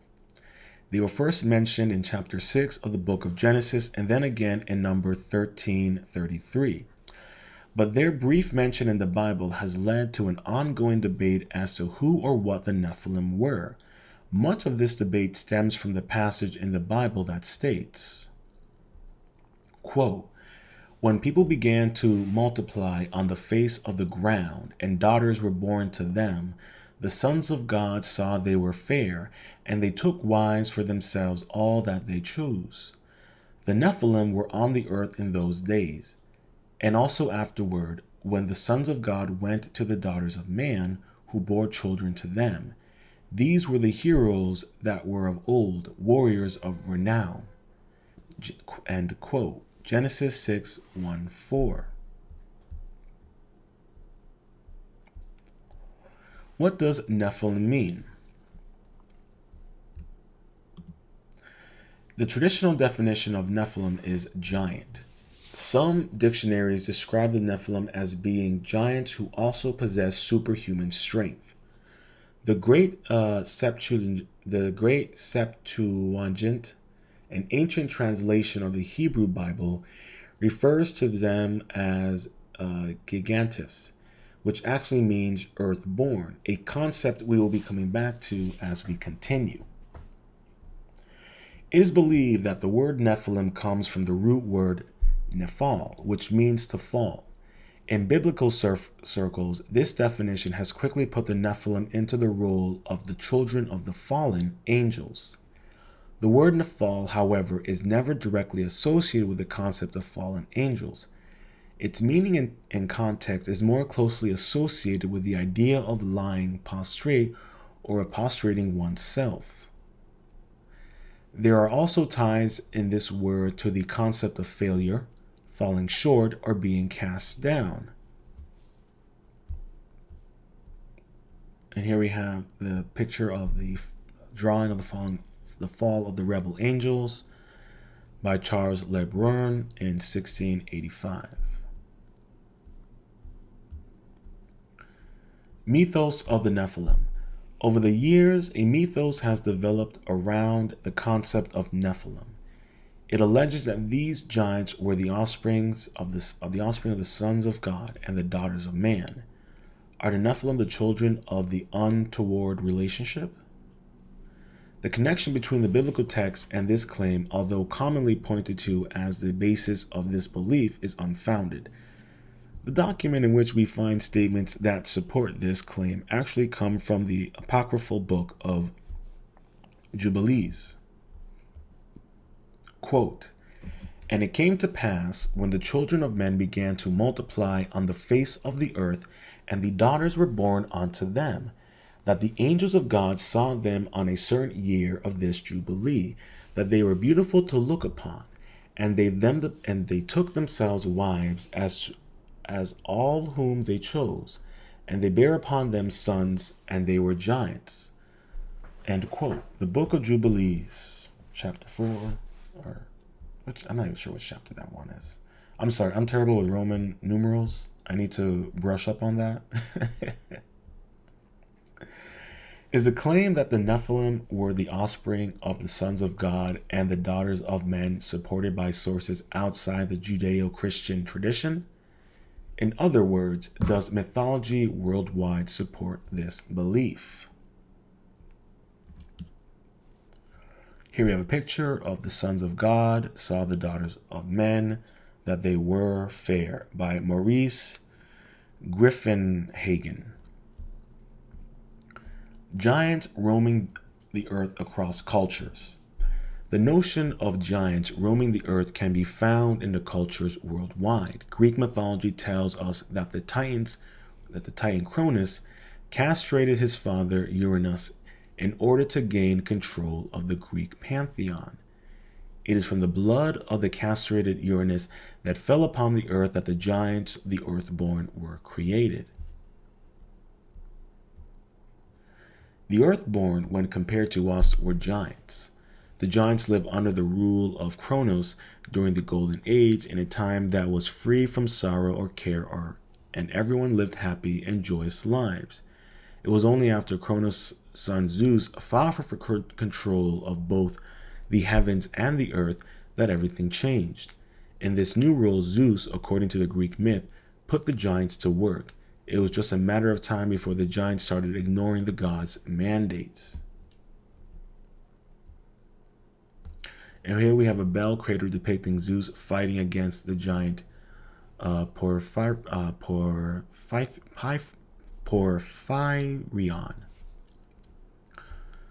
They were no longer prostrating themselves to the will of the gods. Their lack of complete servitude and their failure to comply with the gods' demands incited the children of God into a full-blown rebellion against the heavenly gods. Heavy losses were taken on both sides, but the revolution was finally suppressed by the gods. A truce was declared. As part of their reparations to the giants, it was decided to create a new race to handle the burdens that were cast upon the giants. Man. Patriarch Column, in his book entitled Orpheus, Myths of the World, relates this tale about the creation of man. Aztec legend recounts how the Earth Mother, Saitulasi, gave birth to a flint knife. When the knife was flung down onto the earth, it was transformed into 1,600 earth gods. Is there a connection between the flint knife flung down and the sickle used by Cronus to castrate his father? These newly formed earth gods lived as men and women and labored in search of food.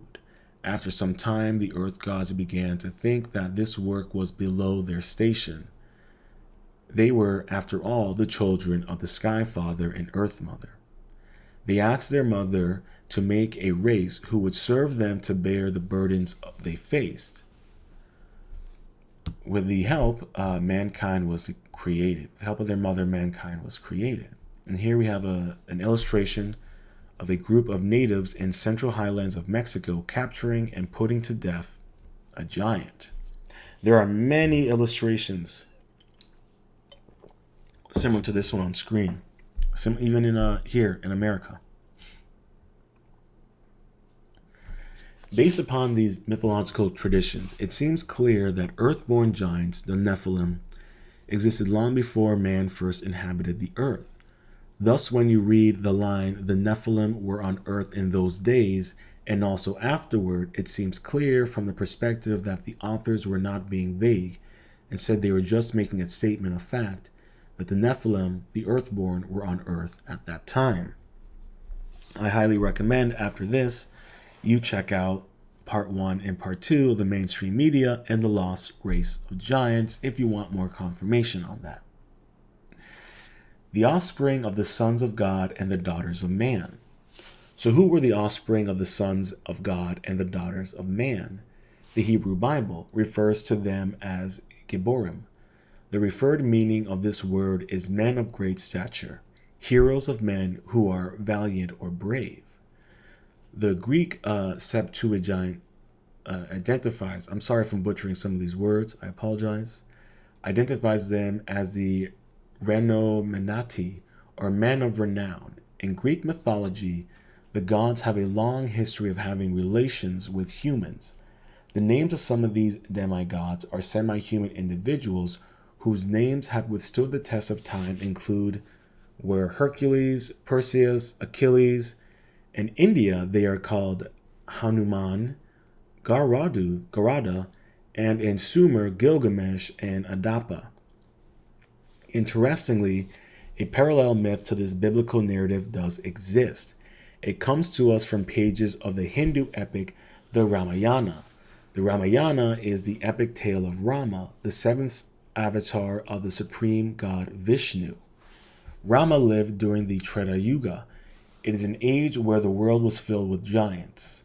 Around the same time as Rama's birth, the supreme god Vishnu, knowing what was in store for him, requested that all the gods descend to earth and mate with the apes and the bears. Kinky. This request was made in order to, when the time was right, provide Rama with an army he could use to help him conquer Rava, the giant demon king of Lanka. Here we have an illustration depicting the fight between Rama and Ravana. The offspring of those unions obtained an array of impressive skills from their divine parents. The mighty Sugriva was the ruler of the Vanara, the ape men. His father was Surya, the chief solar deity. The demigod Hanurama was the son of the wind god and described as being able to travel very fast, while Nala was the son of the god of building and construction, and as the Vanara that helps Rama to build a bridge from the mainland India to Lanka. That bridge is still around. That bridge. I watched the video on that bridge. It's still around. And the way he built the bridge, there's two bridges in that area that are like really, really strange.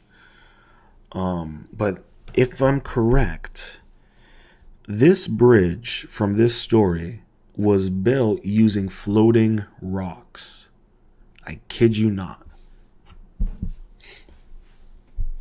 And quote, "These thousands did the gods create, endowed with might that none could mate, in monkey forms that changed at will, so strong their wish the fiend to kill." End quote. Are the Nephilim the offspring of the sons of God and the daughters of man? No.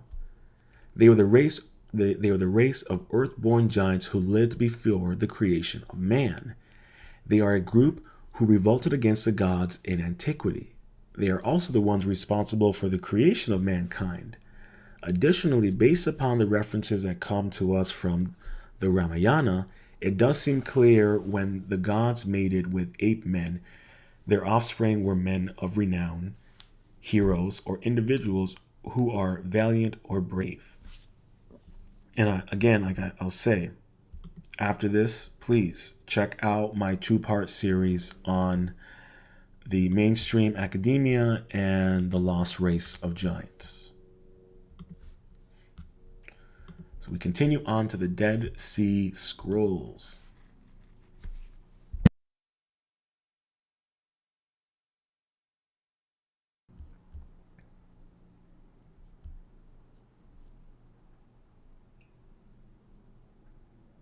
Oh, wait. Wrong article.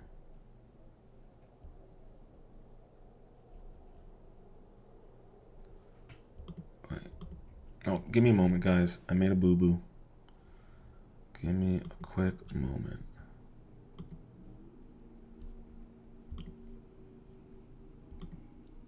Okay. But while I'm pulling this up, please hit that like button. Leave a comment with your thoughts below. Let me know what you guys think.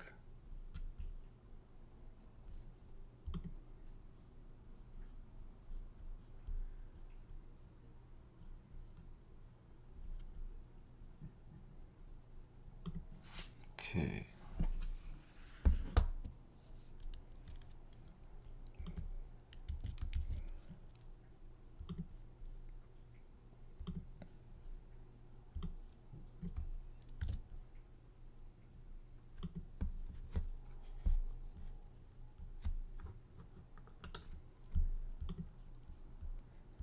Alrighty.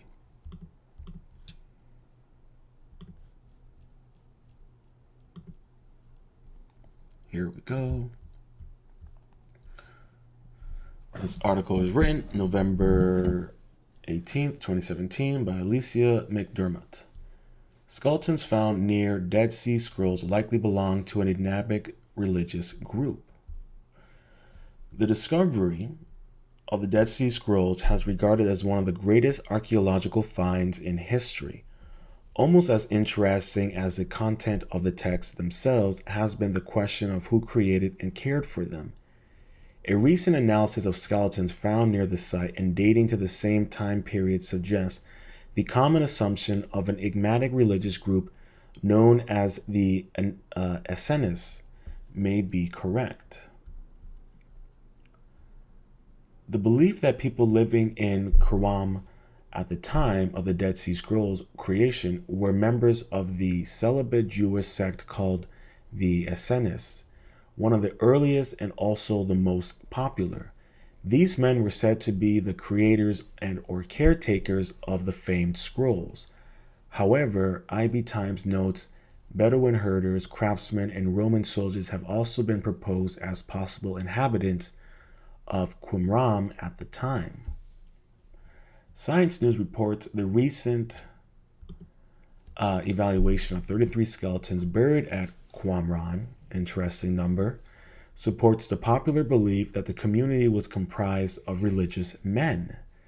The analysis focused on examining physical factors including pelvic shape and body size, and concluded that it is highly probable only men and children were present at the site.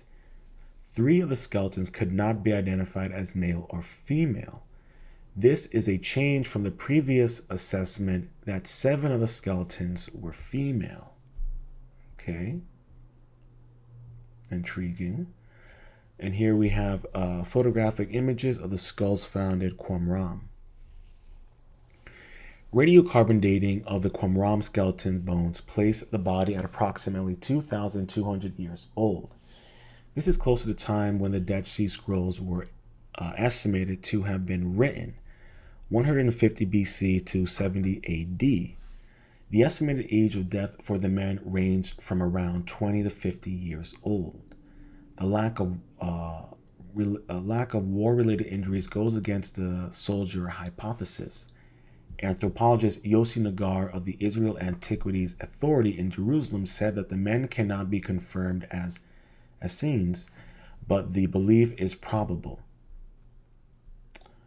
And here we have a picture of the section of the Qumran cemetery. It is said that the Essenes were an apocalyptic sect of Judaism that left Jerusalem in protest against the Romans and the way things were happening at the temple.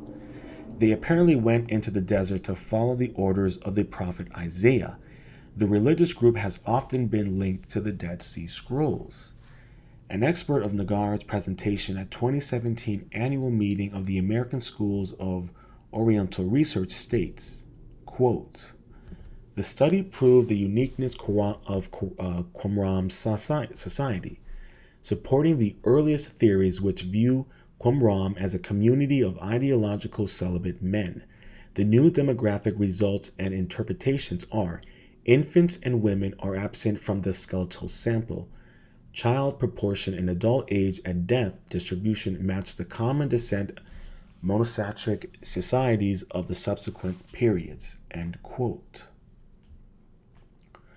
Small samples of bone were removed from some of the Qumran skeletons, so there is a chance that researchers could try to complete DNA analysis and perhaps shed more clear evidence of the people who were living the dead near the Dead Sea Scrolls. However, Nagar is uncertain if this type of study will be completed. And I'm not surprised why it wouldn't be completed. A lot of these were so fascinating about a lot of these archaeological excavations, these studies. You wonder why sometimes there's no follow-up to some of these studies and bones and artifacts. Is because it will contradict the narrative. And that's most of the time, that's the reason. It contradicts the narrative. So you will have these incredible, fantastical discoveries found throughout the world, but none of them will be excavated or studied because it goes against the narrative. And if you know anything about the mainstream academia, they don't want anything to do with the truth. Because if we know the truth of the reality of our own history, then they lose control. You see, the moment they lose control of the narrative is the moment they lose control of us.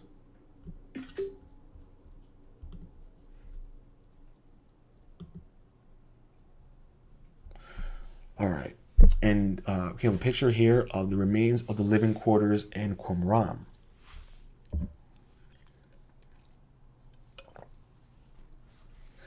The Dead Sea Scrolls were found in 11 caves at Qumran between 1947 and 1956.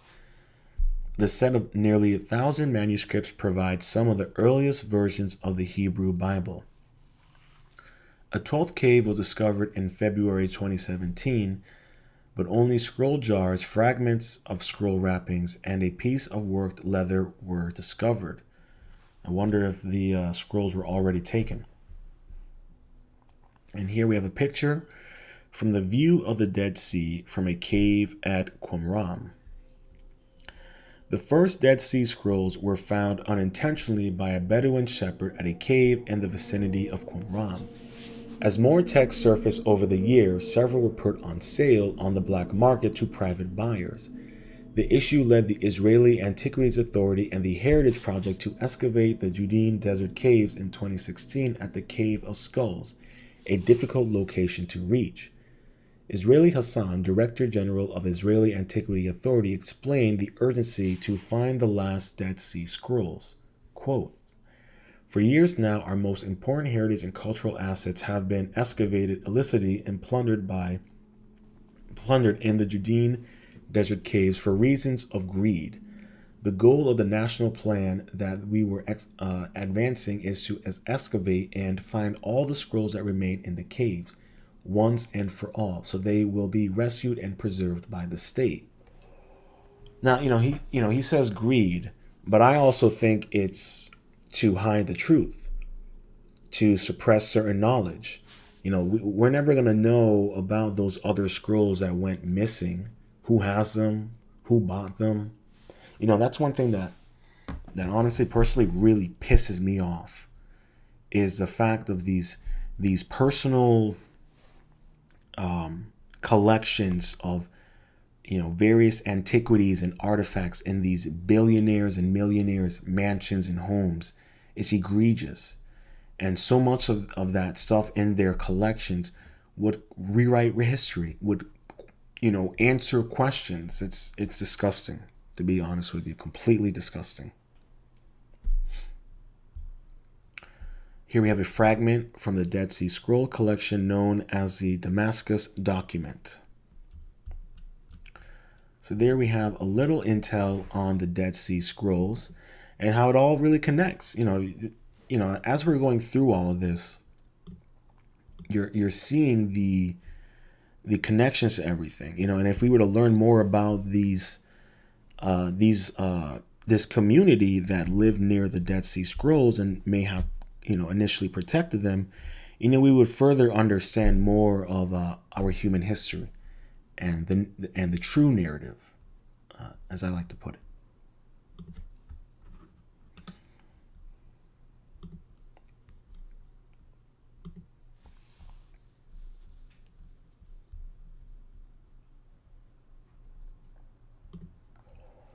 Alrighty, if you're enjoying everything so far, please make sure to hit that like button, leave a comment, and please share the stream.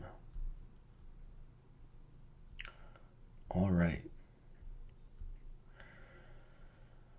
Now, here we have a Joshua 1:1 as recorded in the Aleppo Codex, 10th century AD. This image above. Now, the sons of God, the daughters of man. The most famous portions of Enoch feature an elaboration of certain events before the deluge recorded in the Bible, specifically Genesis chapter 6, verses 1 through 4. According to Enoch, a group of 200 fallen angels known as the Watchers, led by an individual named Semayaz or Semjaza, descended upon Mount Hermon, where they swore an oath to father lineages with human women. Each of these took unto themselves wives, and each chose for himself one. And they began to go unto them and defile themselves with them, a union which resulted in the birth of great giants.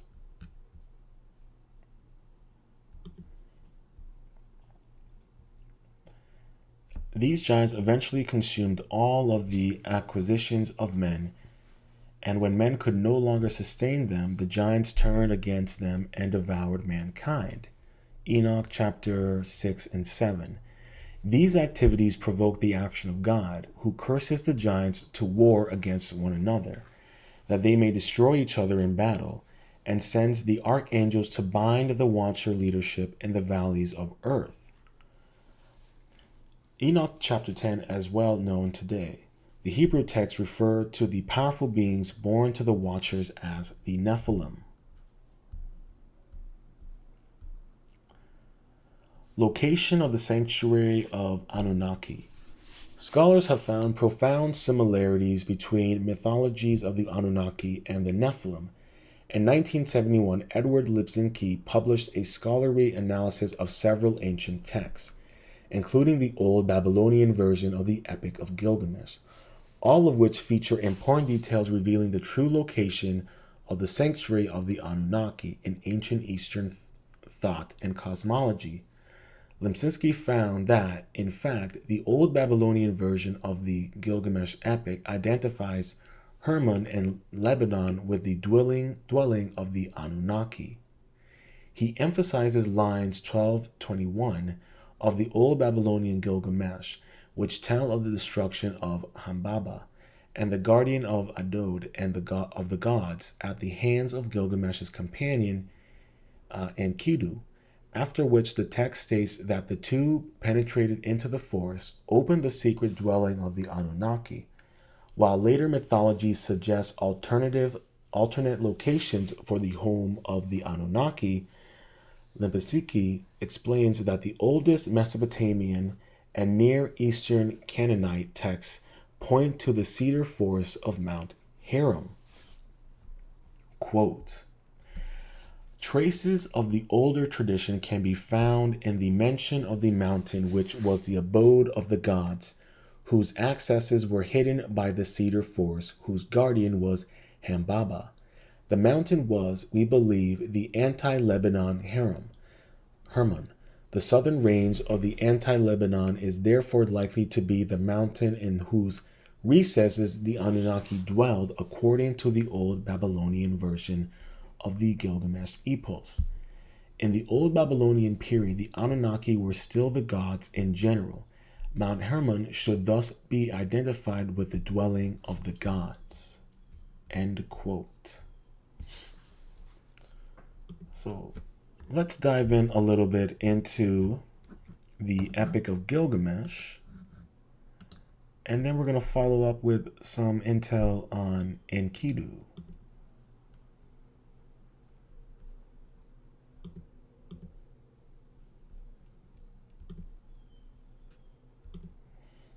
Alrighty.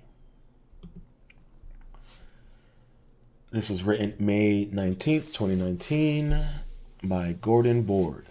The Epic of Gilgamesh Unveiled, Searching for a Way to the Home Planet.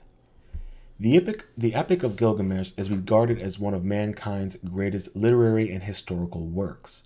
Many authors have studied the text in an effort to explain the nature of Gilgamesh's tyranny and his erratic behavior. The nature of Gilgamesh's tyranny is not explained by the author, as it appears not necessary to know more than that he is a tyrant. Andrew George, translator. In contrast to many theorists, the unconventional retelling of key parts of the epic explores the idea that Gilgamesh was not searching for life eternal on Earth, as been suggested as the theme of the epic, but was instead searching for the means to transport to return to his goddess mother Ninsu's home planet in the heavens. It seeks to demonstrate that the epic explains how humans were created and how many affiliations that affect humans, such as infertility, can be directly attributed to the gods. Gilgamesh and the Nephilim in the beginning. Gilgamesh ruled in Sumer, in the city of Urk, for 127 Earth years, and is the greatest of all kings, as stated in the epic. He was born 2/3 a god and 1/3 human. To understand the epic, it is necessary to examine the legend of Gilgamesh's birth and the principal characters who were there when they and where they came from.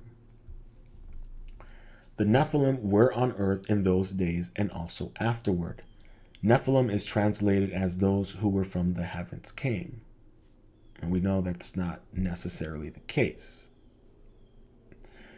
When the sons of the gods saw that the daughters of men were beautiful and calmly, they took them as they so desired, and children were born to them. These were the mighty men of old of renown.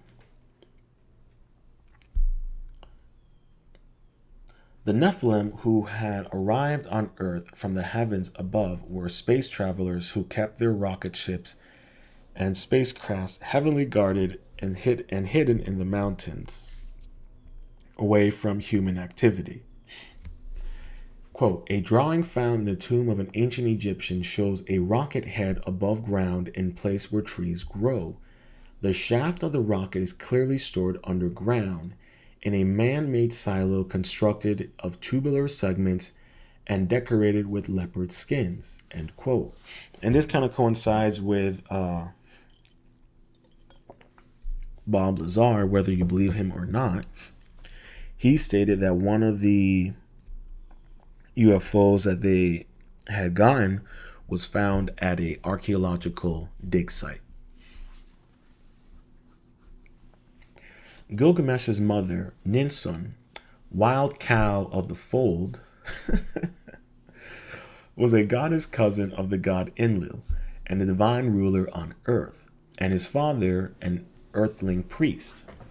She came from a planet in outer space and had arrived by space travel as part of the group who had come to Earth to mine for certain minerals needed for their own planet's survival. As I said earlier, we're going to be going on both sides of this whole theory.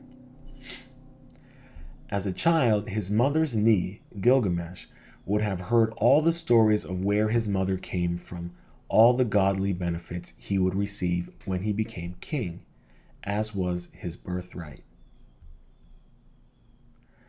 And here we have a carving illustration of Gilgamesh's mother, Ninsu.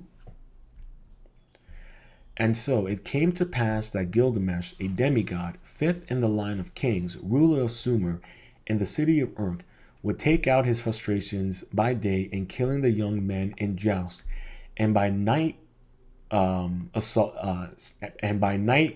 sexually assaulting the young women.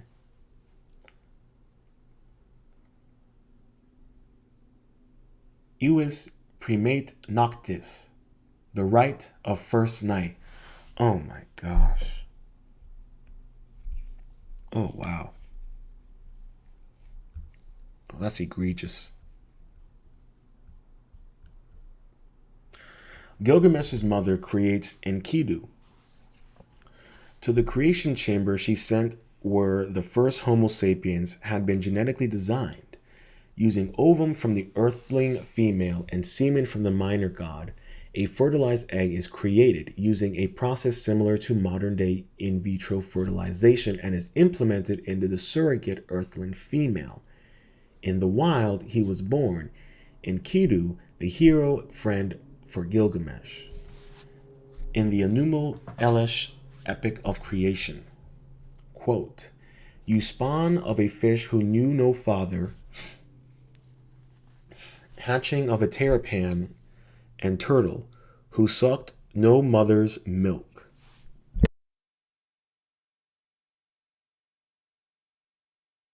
Quote, in the wild, Enkidu converted with the animals and lived off the land, destroying the local huntsmen's animal traps. He is like a rock from the sky, a mighty man equal in stature to Gilgamesh. And I was afraid, complained the hunter to his father. Go into Uruk and inform Gilgamesh of what is happening, and he will be able to help solve this situation. And here we have an illustration carving of Gilgamesh and Enkidu wrestling, modern ceramic relief.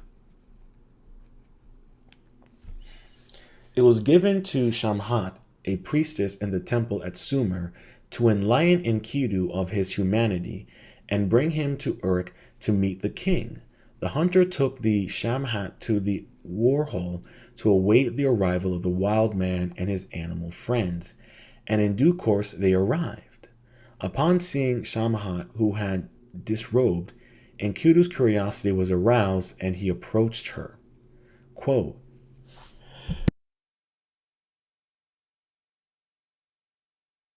"This is he, Shamhat. Uncradle your bosom, bare your sex. Let him take in your arms. Spread your clothing so he may lie on you. For the man, the work of a woman." End quote. As a result of his sexual behavior, Enkidu was shunned by his animal companions. They fled when he approached, and as he was not able to run with them, Enkidu returned to Shamhat. This was to become the second stage of his life, from a Homo sapiens to Homo sapiens sapien. They returned to the hunter's village where Enkidu was fed and clothed and instructed by Shamhat in the ways of mankind and of Gilgamesh, king of Uruk, who was to become his friend and companion. Enkidu had no idea of what to do with the bread and wine he was given, as he lived off the fruits of the land, as did the animals. Shamhat said to Enkidu, "Eat the bread, essential to life, drink the wine, the lot of the land."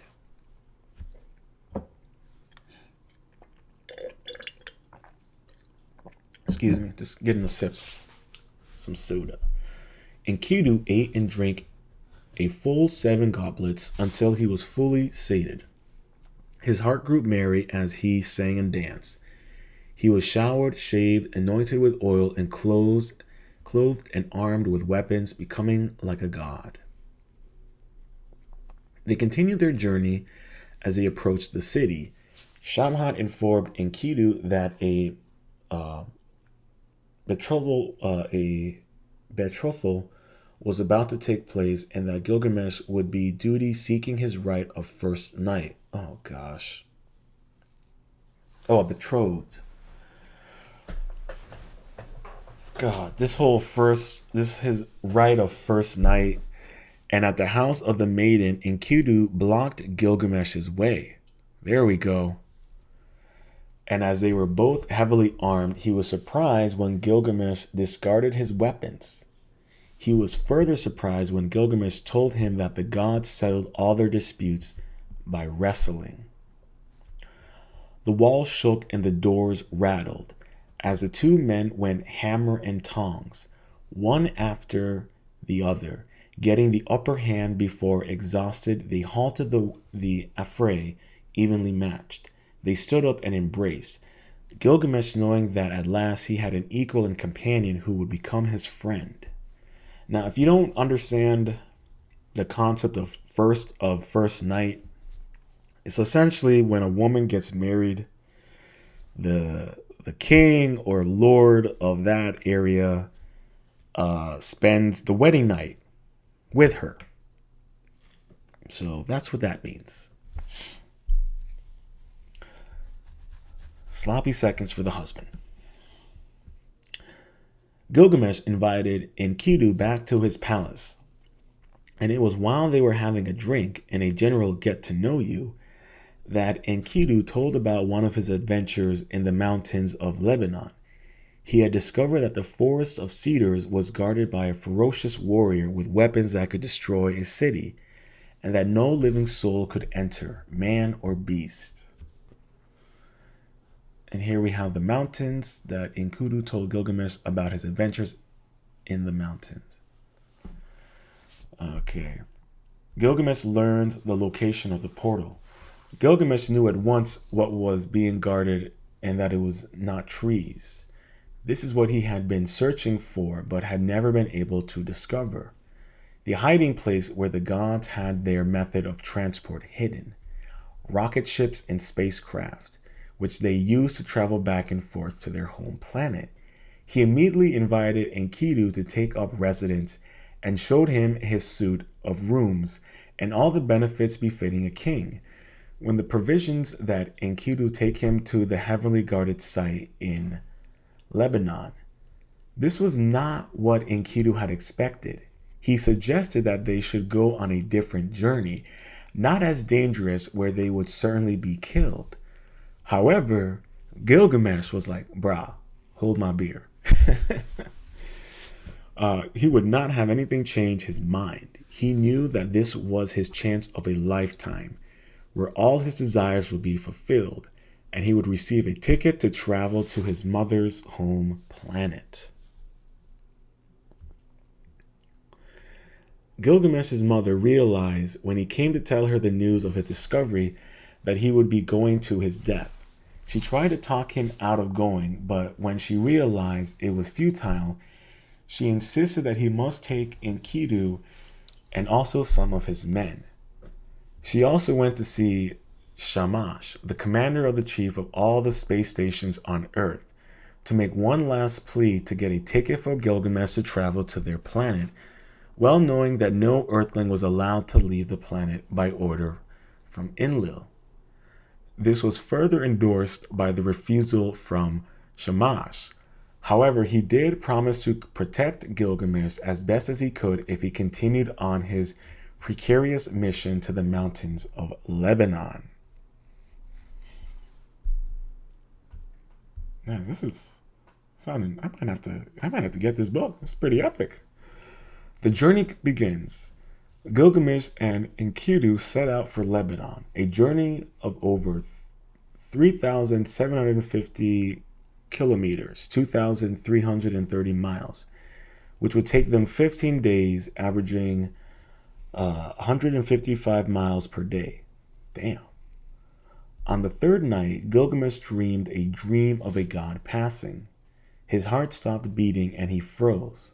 Why was this? He asked.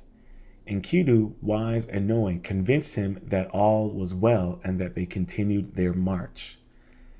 Gilgamesh was not so sure as the dream was repeated on the sixth night. A god passed by and he froze. Why is this happening? Why do I feel their wrath? Enkidu reassured him that all was well and the gods were protecting him. On the ninth day out, Gilgamesh dreamed a dream. A god passed by and froze. It was utter confusion. The heavens cried aloud, the earth rumbled, lightning flashed, fire broke out, flames flared up, and death rained down. The wise Enkidu gave him the meaning. It was a good omen. As they were nearing their destination, the gods were guaranteeing their protection and victory over the ferocious Humbaba, guardian of the cedar forest. They continued on their way, and on the evening of Gilgamesh's fourth dream, it was like no other. It surpassed the other three. A god passed by, and his flesh was frozen numb. A thunderbird rose in the clouds soaring above. Its mouth was fire, its breath was death. Gilgamesh now sees for the first time a god in a spacesuit.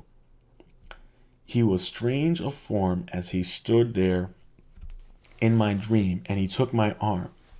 The all-wise Enkidu quickly told him that it was Shamash who had taken his arm. Not that Enkidu had ever met or seen Shamash. However, he had wisdom and knowledge, and he was the epitome of the Homo sapiens.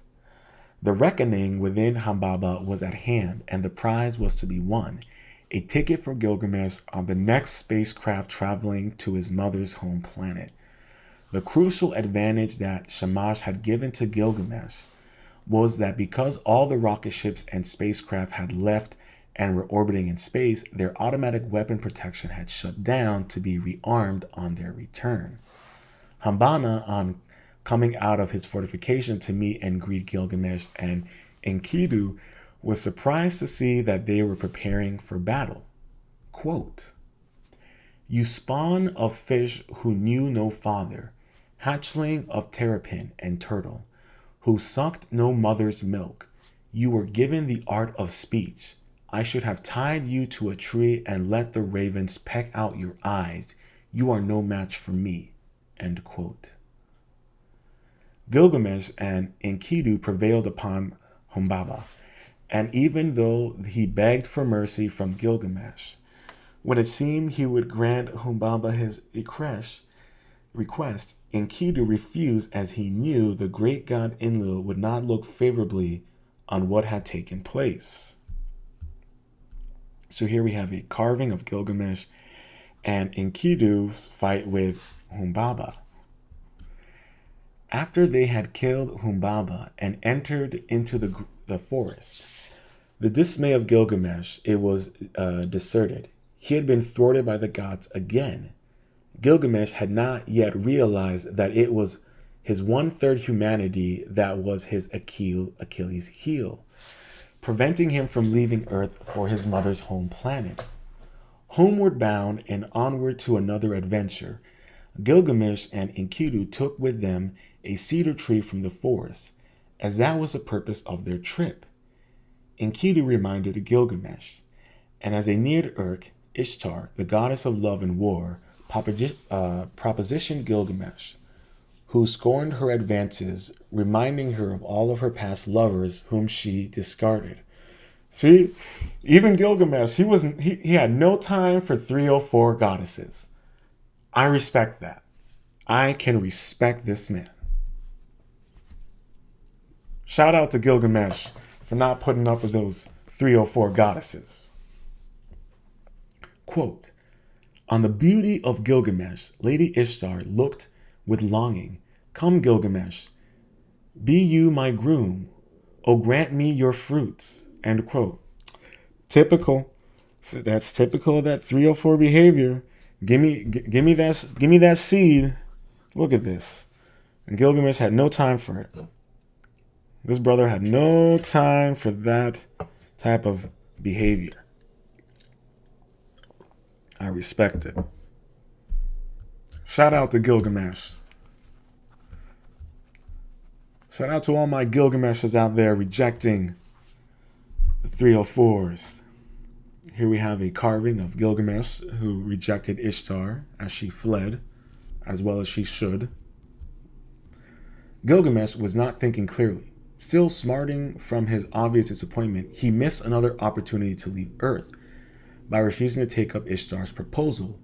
Enraged by being rejected and insulted, Ishtar rushed to her spacecraft and ascended to the heavens to her home planet and to her parents, Anu, the most high god of the heavens and earth, and Atu, her mother. Man, I might have to get this story. This is a fun story. And listen, he may have lost the opportunity to go home, but listen, he maintained his integrity. And that's the most important part. So shout out to Gilgamesh. Shout out to Enkidu. All right, we all need an Enkidu by our side. All right, this is a cool brother. Let's learn more about Enkidu.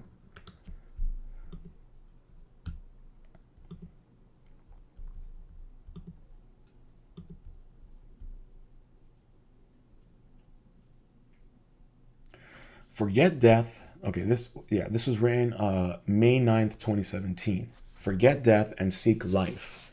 Fascinating insights into the human condition in the 4,000-year-old epic of Gilgamesh. Forget death and seek life. With these encouraging words, Gilgamesh, the star of the eponymous 4,000-year-old epic poem, coins the world's first heroic catchphrase. At the same time, the young king encapsulates the considerations of mortality and humanity that lie at the heart of the world's most ancient epic. While much has changed since, the epic's themes are still remarkably relevant to modern readers. Depending upon your point of view, Gilgamesh may be considered a myth-making biography of a legendary king, a love story, a comedy, a tragedy, a cracking adventure, or perhaps an anthology of origin stories.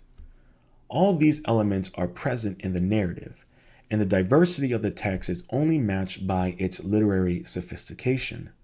Perhaps surprisingly, given the extreme antiquity of the material, the epic is a masterful blending of complex existential queries, rich imagery, and dynamic characters. The narrative begins with Gilgamesh ruling over the city of Urk as a tyrant to keep him occupied. The Mesopotamian deities create a companion for him with the hairy wild man Enkidu.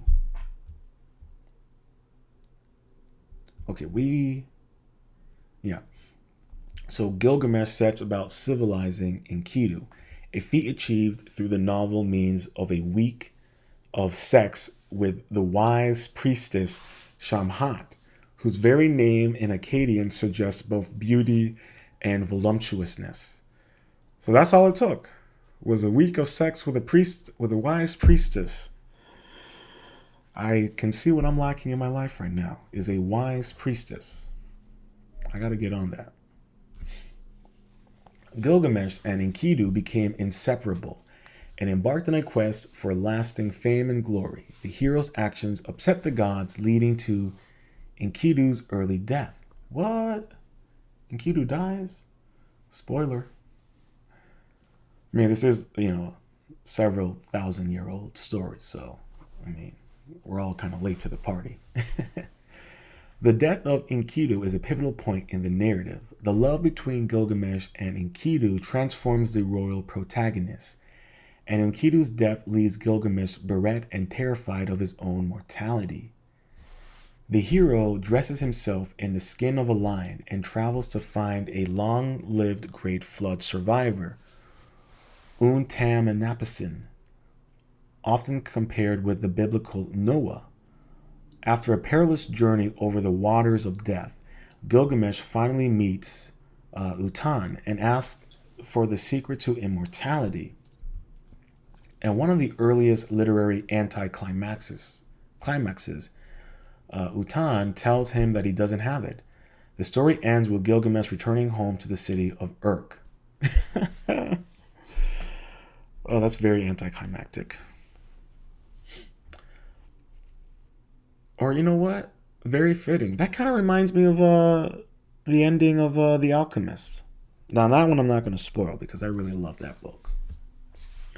Mesopotamian mindfulness. Yeah, I think that's a very similar. Yeah.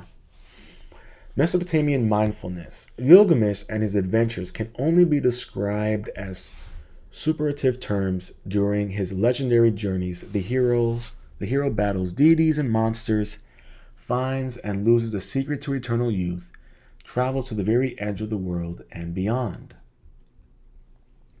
Despite the fantastical elements of the narrative and its protagonist, Gilgamesh remains a very human character, one who experiences the same heartbreaks, limitations, and simple pleasures that shape the universal quality of human condition. Gilgamesh explores the nature and meaning of being human, and asks the question that continue to be debated in modern day. What is the meaning of life and love? What is life really? And am I doing it right? How do we cope with life's brevity and uncertainty, and how do we deal with the loss? The text provides multiple answers, allowing the reader to wrestle with these ideas alongside the hero. Some of the clearest advice is provided by the beer deity, Siduri, yes, a goddess of beer, who suggests Gilgamesh set his mind less resolvently on the extending of his life. Instead, she urges him to enjoy life's simple pleasures, such as the company of loved ones, good food, and clean clothes, perhaps giving an example of a kind of Mesopotamian mindfulness. And here we have a illustrational carving of the king hero Gilgamesh battling the bull of heaven. The epic also provides the reader with a useful case study in what not to do if one is in the exceptional circumstances of reigning over an ancient city of Urk.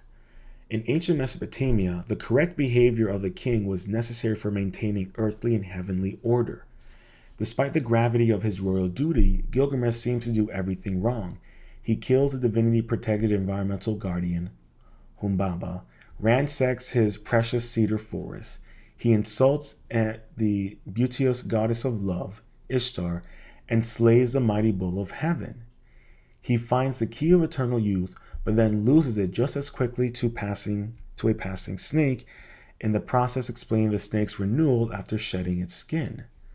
Through these misadventures, Gilgamesh strives for fame and immortality, but instead finds love with his companion, Enkidu, and a deeper understanding of the limits of humanity and the importance of community. Reception and recovery. The Epic of Gilgamesh was widely famous in antiquity, with its impact traceable to the later literary worlds of the Homeric epics and the Hebrew Bible.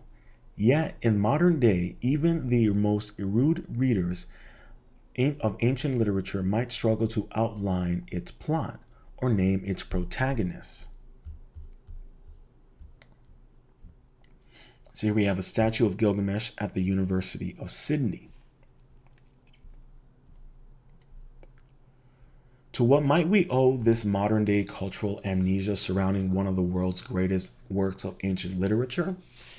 The answer lies in the history of the narrative reception. While many of the great literary works of ancient Greece and Rome were studied continuously throughout the development of Western culture, the Epic of Gilgamesh comes from a forgotten age. The story originates in Mesopotamia, and an area of ancient Near East thought to roughly correspond with modern-day Iraq, Kuwait, and parts of Syria, Iran, and Turkey, and frequently noted as the cradle of civilization for its early agriculture and cities. Gilgamesh was written in a cuneiform script, the world's oldest known form of writing. The earliest strands of Gilgamesh's narrative can be found in 5 Sumerian poems, and other versions include those written in Elamite, Hittite, and Hurrian.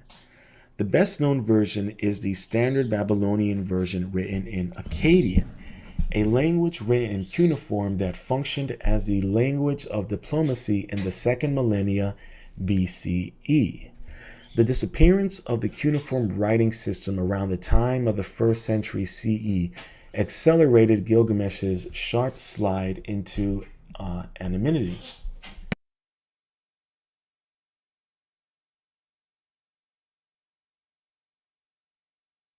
Millennia, clay tablets containing stories of Gilgamesh and his companions lay lost and buried, alongside many tens of thousands of other cuneiform texts, beneath the remnants of the great library of Ashurbanipal.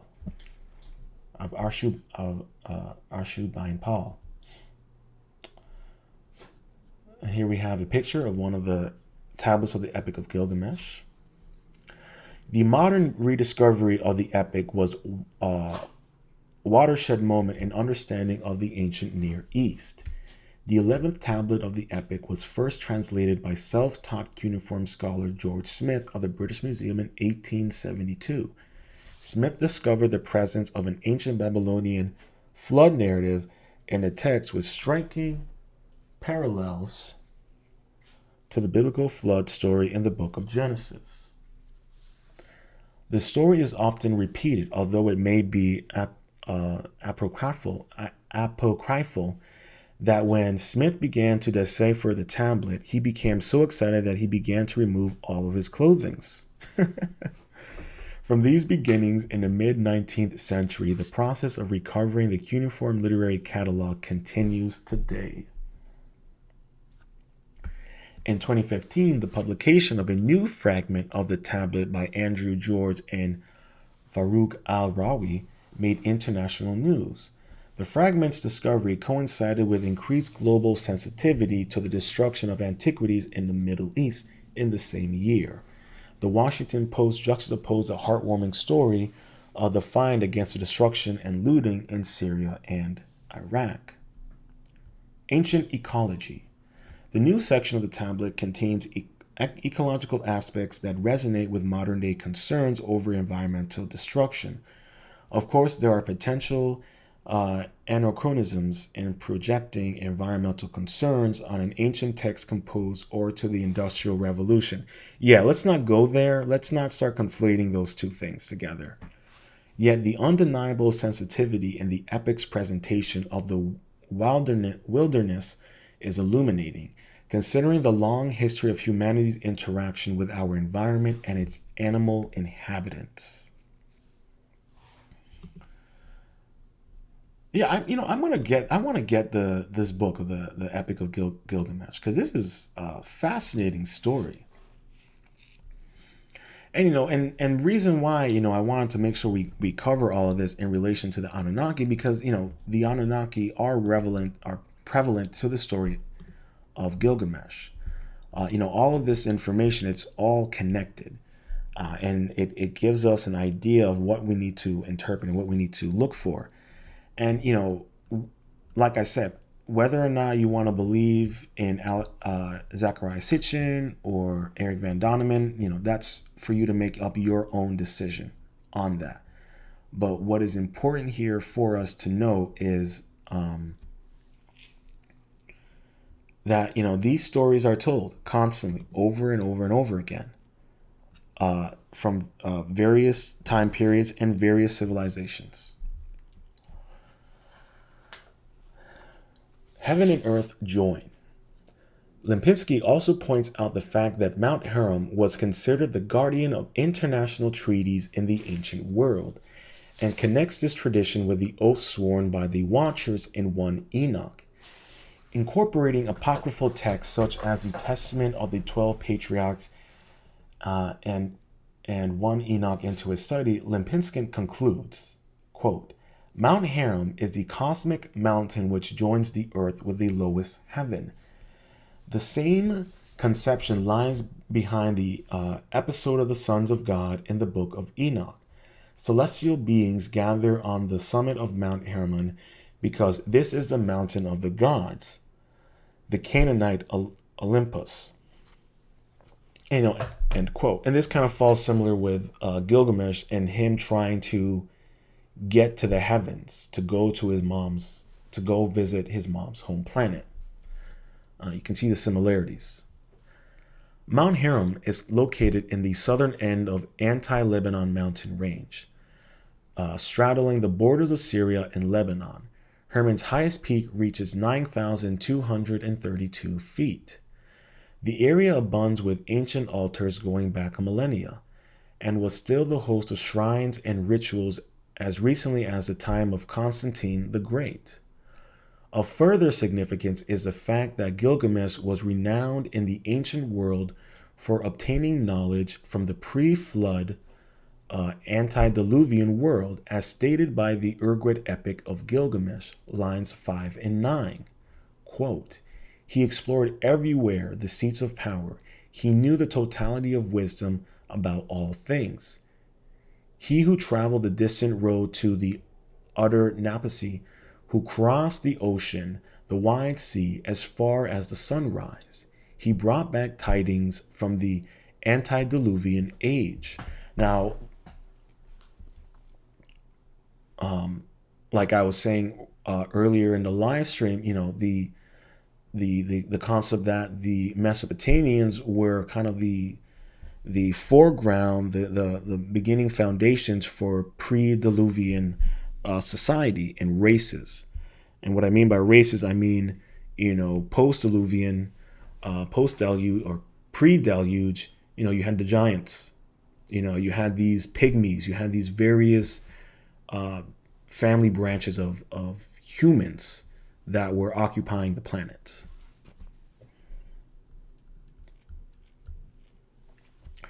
These passages bring us full circle with Lipinski's interpretation of the old Babylonian version of the Gilgamesh epic, where the ancient king journeyed to Mount Hermon, abode of the Anunnaki. And like I said, this coincides with the epic of Gilgamesh. So you have with the Anunnaki, you have the story of of Gilgamesh, which is kind of explaining the story of humanity, but also kind of explaining the connection between the Anunnaki and humanity. And also, with the King's List, the Sumerian King's List, which, had kings on there that are living for thousands of years. So, in wrapping this all up, everything that I presented to you is to kind of present every side of as many sides I could present to you with the perception of the Anunnaki and what does it mean and correlate. And I think for many of us out there, like I was saying, I will push back on some of the criticisms of Zecharia Sitchin and on Eric von Däniken, because there is evidence and data to prove what some of the things that they were saying is true. And that's all I'm that's the only point I'm trying to make, is that, yeah, we have to be, critical of the information that we're getting. We have to be critical of the people that present the information, be even critical of me. But the exact same time, we have to look for the consistencies in the information, in the data, and the quality of said consistencies. And then that kind of gives you a better understanding of the world around you. I mean, it's no different than when, scientists, historians, academics, they thought that the Battle of Troy was just a mythical tale, that it never actually existed. And then they discovered the Wall of Troy. So, that's, like I said in my live streams about the lost race of giants, I love this quote: "There is a bit of truth in legends." And I think even with the story of the Epic of Gilgamesh, there is a bit of truth in what is being told in these stories. And we just, as explorers of the truth, we just have to take time and kind of weed through the stories, read through the information, and find the truth for ourselves. Because the truth is more stranger than the fiction, to be completely honest with you. And that is more prevalent than it is when it comes to the relation to the Anunnaki. Whether or not you want to believe in the alien aspect or the genetic engineering aspect, there are so many cases and evidence to point that much of it is true and much of it may not be true. But more often than not, there seems to be more cases that it is true. So I encourage everyone to go out there and do your own research and look into this stuff yourself. I see we got some people over on Rumble. Thank you so much for joining us. Hit that like button. We got 13 over on Rumble. We got a couple over on YouTube. I hope you guys have been enjoying this presentation and the topic. I think this is stuff that's really important and things that maybe many of us are not aware of, or we know only little glimpses and pieces, but now we have a better understanding that we can then, further expand our own personal education into this stuff. Because like I said, like I'll say, we don't know the true history. We have to re-educate ourselves the true history. Because, as Grant Hancock says, we are a species with amnesia, but we are also a species that's being programmed and indoctrinated by these various institutions, by the military industrial complex, by the pharmaceutical complex, by these various oligarchs, by the media, to obfuscate and hide the truth of our history, the truth of humanity, the truth of what it means to be human. So I encourage everyone out there to advocate for your ability to seek the truth, and to advocate for everyone else's ability to seek the truth and to be mindful and aware. Not everything is necessarily a psyop, but you have to be able to weed through the BS, and you have to be able to notice when the veil is being lifted and the truth is being presented to you in a lie. I hope you enjoyed this episode of Lounge Rōnin, all things everything. If you have made it this far and you've been enjoying the live stream, please, and you're new to the channel, make sure to hit that like button, subscribe, and ring that notification bell. And please, leave a comment with your thoughts below and some positive, constructive criticism. And make sure to share this stream with like-minded individuals. And also, follow me on social media. And until next time, stay positive, stay focused, stay true, and much love.